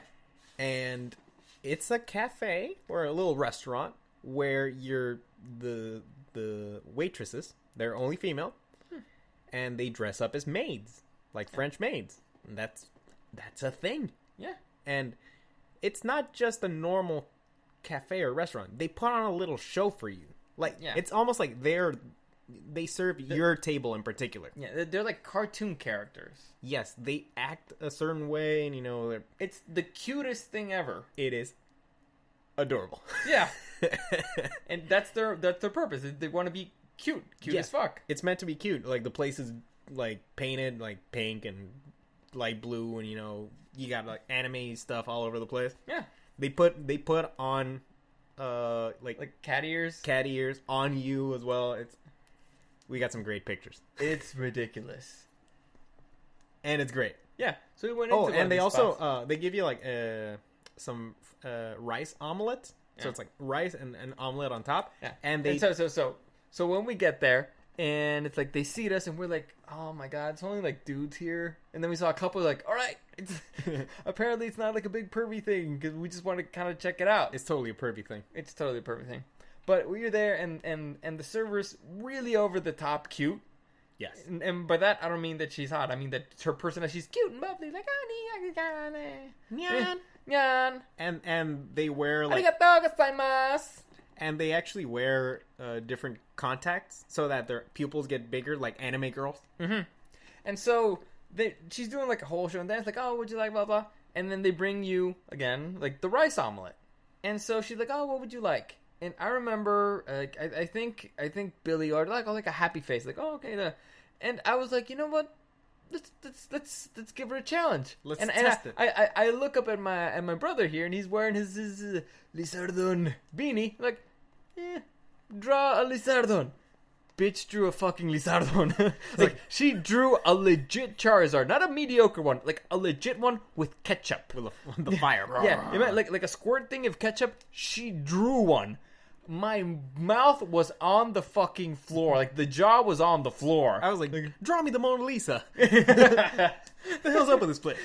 What the hell is happening? The food was great. It was delicious. It is more expensive because of the service. Like, it Yeah. ends up being like $30 maybe. Yeah. Then you take a picture with the girl when she makes you do like a ridiculous pose. You're like, so Or you can ask them to do a specific pose. And what I did is I did the Shawn Michaels pose, flexing, and I had her flex behind me, pretending to be Triple H. yeah, And I love that picture. it's a great picture. Yeah. So everybody did something different, and it's just ridiculous. You walk out of there. And you're like, what the fuck? You're like, thank God nobody else saw me in there. Thank 'Cause God nobody knows me. I'm so embarrassed. This picture, nobody's gonna see this picture, but I'm so happy I have it. It's like you're really excited you went there. You're happy you went there, but you don't want anybody to know it. Yeah, it's like it's perfect that this is in a foreign country. Exactly. My heart grew 3 10 times its sizes. normal size. Like, it's so much cuteness. And so yeah, so that's a very interesting experience. We went to I do recommend it. Yes. Yeah. We went to Shibuya Station where they have the statue of the dog Hachiko. Hachiko. If you saw the movie with Richard Gere, the dog Hachi, well, that was a legit dog. That was a real dog. He lived in Japan. He was in a Akita, a Japanese Akita. And actually, fun fact is the story of that dog. The reason why I got all my dogs, like all the Akitas, the American ones. So I had to go and check out that statue. We went through to like the busiest street crossing in the whole world. That is Shibuya. Yeah, Shibuya. And so we did a lot of cultural stuff. Now, I think we may have split up a bit at this point. we did. Well, we'll get to that day. We decided, you know what? Let's go to the Pokemon Center. Oh yeah. Because I wanted to go to the Pokemon Center because I was going to buy my favorite Pokemon there. I wanted to buy like some Pokemon stuff. You're in Japan. I need some Pokemon stuff. What's your favorite Pokemon? Ah, fuck you. Why would you do this to me? You said, let's go buy my favorite Pokemon. All right. Okay. My 2 favorite ones are Umbreon and Jolteon, okay? But I've always said that if I had to take one as a pet, I would pick Umbreon. Yeah, just because you can't pet Jolteon because it'll shock you or, it'll spike you. Plus, Umbreon can just, walk around in your shadow. Yeah, also because Umbreon, Stark type, would protect me from ghosts and psychics. And the psychics are honestly the Pokemon that freak me out the most. Although you could talk with your Espeon. I wouldn't want to. I don't want anything in my mind. I don't want anything in my mind. Okay? That's why I like my Umbreon and my Shadow protecting my mind. Anyway, where was I? What was I saying? Pokemon Center. Oh yeah. I got a Slowpoke. So I was which is dead on, Eric. It's dead on, Eric. I was like, dude, I'm not gonna buy my favorite Pokemon. I'm gonna buy my spirit animal. I'm like, it has to be Slowpoke, right? Yeah, definitely. Definitely. I still have it. Yeah, so we decide, you know what, we want to go to the Pokemon Center. Bernie is like, I'm kind of tired. I'll just hang out here today. I'll lay back. I'm like, all right, sure, you can. Went back to the. Yeah. He's like, you can catch up with us later. So we go to the Pokemon Center, and I'm torn because I found like there's this Eevee that's wearing like a hoodie. And there's a hoodie of an Umbreon, there's a Jolteon, there's an Espeon, there's like every single Evolution. And I just have I just have like the Jolteon and the Umbreon in my hands. Like, which one am I gonna get? Which one am I gonna get? And that's when I tell him every time he asks me like, which one should I get? What should I get? I'm asking him, which one do you want? He's like, I want them both. And I'm like, do you have the money? He's like, yes. Can you afford to pay for these? Yes. And you want them? Yes. So buy them both. So I did. Yeah. And so I did. You have the money, you want it, and you can afford it. Get it. Get it. It was probably not a good idea because at that point I'd already spent way too much on stuff, but I wanted it. Look, do you regret buying them? No, I don't. Not for a single second. It's one of those things that as soon as I saw it, it's like, I want it. I want it. And works every time. As we're walking around that mall, we also start buying some souvenirs and stuff, and we noticed that on the floor beneath us, there was a buttload of people in line. And by a buttload, I mean a buttload of chicks. Load of butts. Yeah. And we look very carefully, and there's like a table. So everybody's in line for a table, and there's some dudes sitting there. And so we start like kind of trying to put two and two together. Chuck asked some questions. Turns out we were at that mall the exact same day that their super popular boy band was signing autographs there. So every chick and their mother was there trying to get an autograph. Like, nah, nah, nah. It was weird. Chicks get really weird around pop stars. Yeah. And the pop stars don't even look like dudes. Yeah, it's really weird. They look like mannequins. Yeah. Anyway, at this point, we get a message from our buddy Bernie, and he's like, dude, some chicks just try to get into our apartment. And we're like, on our way. We're like, what? Say what? What's happening? My man's having a good time. Yeah. Who ordered the chicks? Who played this prank on me? Yeah. Oh, I love you guys. And so what it turns out is that as he was about to leaving the apartment, he noticed that two girls with backpacks like walked up to the apartment, and they were trying to open the lock. And he was like, what the fuck? And she's like, excuse me, we're here. And she's like, and the girls who were also foreigners, like, oh, no, well, we're staying here. And he's like, I disagree. No, you're not. And so, unless you want to stay with me. Yeah, giggity. And so they called the guys that were from the Airbnb, and turns out that you remember how at the beginning of us trying to get into that house, we had the wrong information?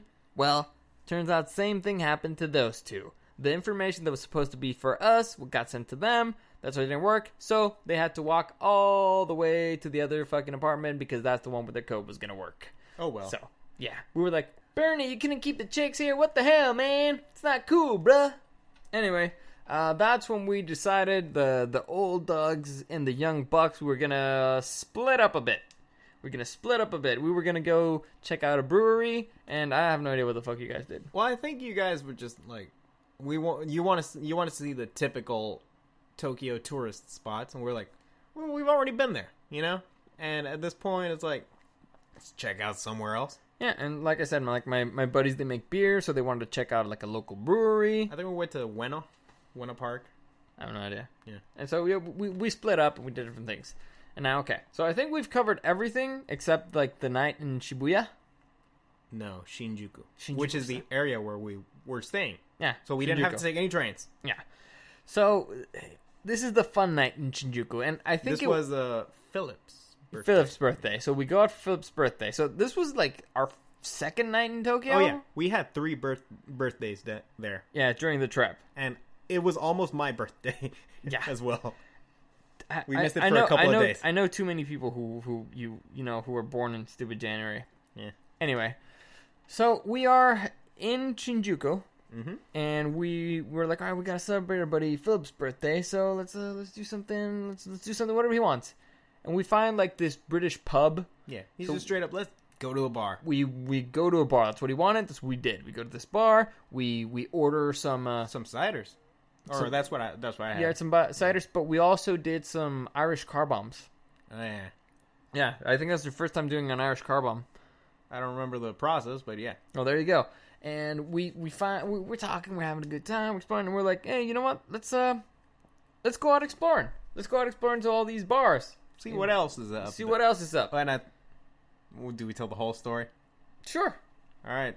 So we're walking around these streets, and we notice that this area is a little shady. A little shady. In the sense of there's a lot of people in the streets sort of calling for you to go into their businesses.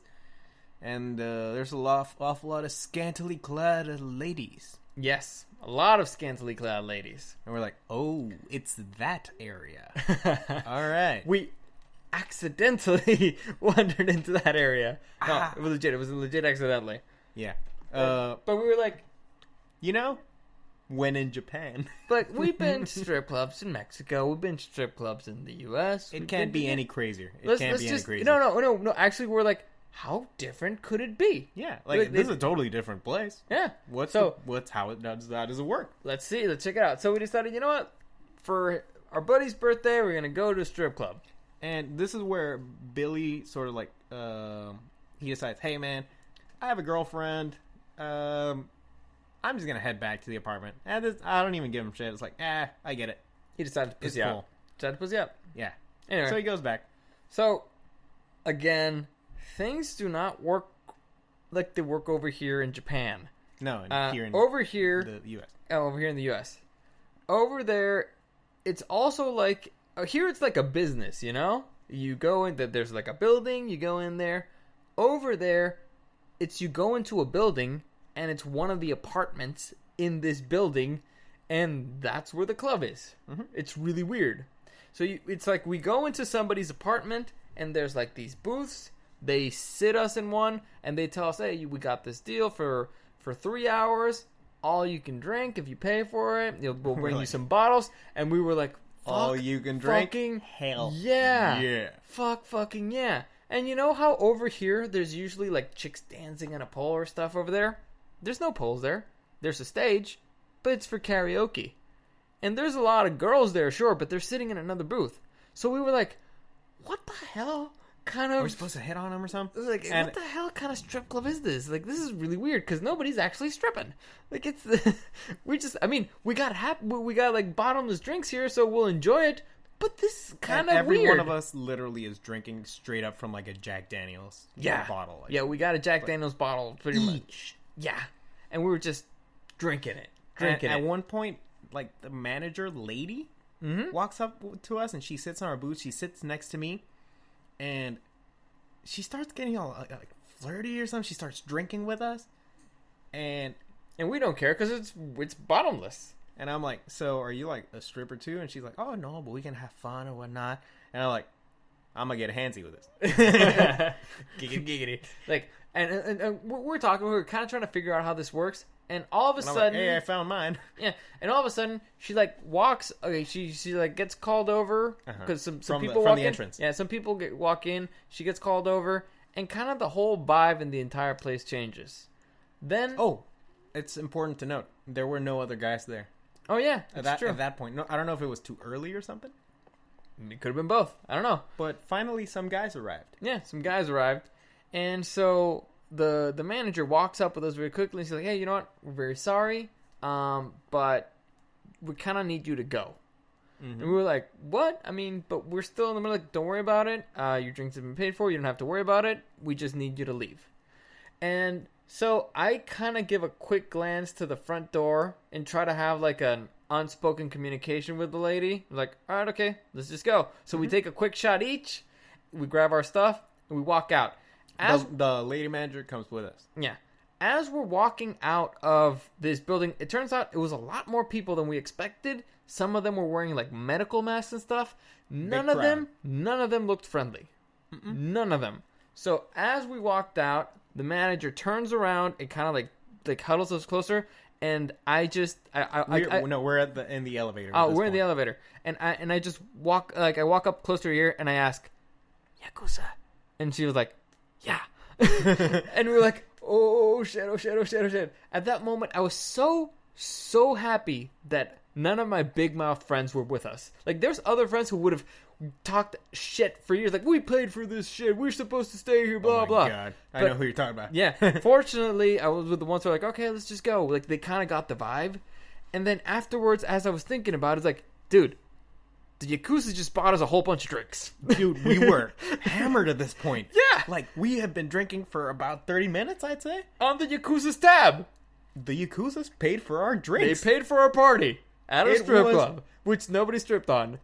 And it felt really cool. But Well, I can honestly say at this point in my life, all of my experiences with the Yakuza have been positive. they're very nice people. Very generous. The best. But best. the problem was that while I was cozying up with the lady manager, she's all like, "Oh, it's cold. It's cold. Can I borrow your jacket?" Because she was walking us to another bar. Uh-huh. That So they like, were, like, oh, affiliated that was with. one of the things. She's like, oh, I'll just take you to another bar. Yeah, she felt bad, for like kicking us out. So she's like, "Let's go to another bar and hang out there." And I give her my jacket. Because it's cold. And after that, well, I'm cold. Because you're an idiot. No, actually, I think I handed her my jacket before we left the place, and I didn't expect her to take us anywhere else. So once we were outside, I was like, walking with her, sort of grabbing onto her, and I'm like, I'm not losing this bitch. She has my jacket. Yeah. And I'm saying this in Spanish. Yeah. And I'm like, they're all like, dude, like, we can just go somewhere else, like, what the, and I'm like, this bitch has my jacket. Because she took us to a very, very crappy bar. Yeah, it was kind of lame. It was very, very lame. And so we were trying to figure out, well, let's just leave. But Eric didn't want to leave because bitch had his jacket. She had my jacket. It's cold. And I'm like, just ask her for your jacket. Like, I was like, no, and I had a plan. And I said this all in Spanish. So we're in there for like a little bit. We have like a cup of wine or something. that's right, wine. Yeah, we had wine. And I'm like, I tell them in Spanish. I pretend that it's just like a normal, like a conversation, like whatever. But I'm actually telling them like, okay, all of you leave. But I say this in like a jovial way so she doesn't suspect anything. I'm like, you guys start like getting out of here. Maybe you three of Slowly. you. Yeah. And one of you like walk up to the bar or something and just, like say something and then just leave. Like maybe say you're going to the bathroom. And at one point, it's just me and the girl. And I'm like, I'm getting my jacket. All right. So I'm like, do you want to dance? And she's like, yeah, sure. So we get up, we start doing a little dance, like yada yada yada. And I start cozying up to her a little bit, making sure she starts getting a little hot, like physically hot. I start like kissing her on the neck a little bit and whatnot, and she's all like, I don't know, saying stuff in Japanese, and I'm like, I'm too drunk for this shit, and I'm cold. To want my jacket. So I just sort of like start sliding the jacket off her, start get up from behind her, do a little massage. I'm wooing the jacket off this woman. I'm wooing my property offer. Yes. And once I finally managed to get the thing off her, we danced for like 2 more songs or something, like try to, playfully kissing, whatever. Yeah. And I'm like, oh, I need to go look for my brother. I'm lost. Yeah, he He was drunk. my brother took my wallet. I have to go get it. All right, I'll see you in a bit. And I got the fuck out. You played that poor woman. Hey, she you paid lied for to- she paid for her drinks. You dick. No, I paid for mine. She paid for my drink. You fucking asshole. You played that poor woman. Hey, She was a nice lady. kinda. She was a little. A little pushy. She was a fine woman. Yeah, sure. Classy lady. Yeah. Anyway, the rest of that night was we went to a family mart. Well, first off, no, we started actually like walking around like in the middle of random streets. We were all plastered at this point. We were all just playing a fool. Playing a big fool. Yeah, we were being loud. We were being the Gaijins. stereotypical. Baka guy jeans. Yes. And if you guys remember from earlier before, when I get drunk, He starts doing things. So we're I like honestly doing things. We're I honestly just- just sort I of just- following along, seeing what happens. I just do things. And so we're in like a back alley or something. And there's this row of cars parked. Yeah. And I see this car. And this car has a rear view mirror. And Well, so Is that the Well, on the one on the side. Oh yeah, it's got a side view mirror, and so I walk up to it and crack it all the way back. Like He just crack. closes it Yeah. as if he was gonna take it to like. Yeah, like rip it out. Just walk up to it and boom. There was somebody sitting in that fucking car. There was a poor Japanese man Looking up at me. with panic in his eyes. Like, what the fuck did I do? Later on, we found out that that's like the most dangerous neighborhood in Japan. Later on, I actually looked up because I was interested in crime statistics and whatnot. That is literally the most crime-ridden area in Japan. And I say crime-ridden in the sense of people committing crime. Yeah. But it's not necessarily, the crime that you're afraid of. Like, if you tell me this place is full of crime, I'd be like, oh man, there's murderers or rapists. They're mugging you. Or they're mugging you or what. This is more like, well, they have illegal gambling.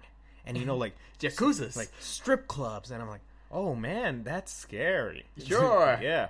So even the worst areas in Japan... Yeah. But still, it's supposedly the worst safer area than my there. hometown. Yeah. Supposedly the most dangerous area there. We never felt like...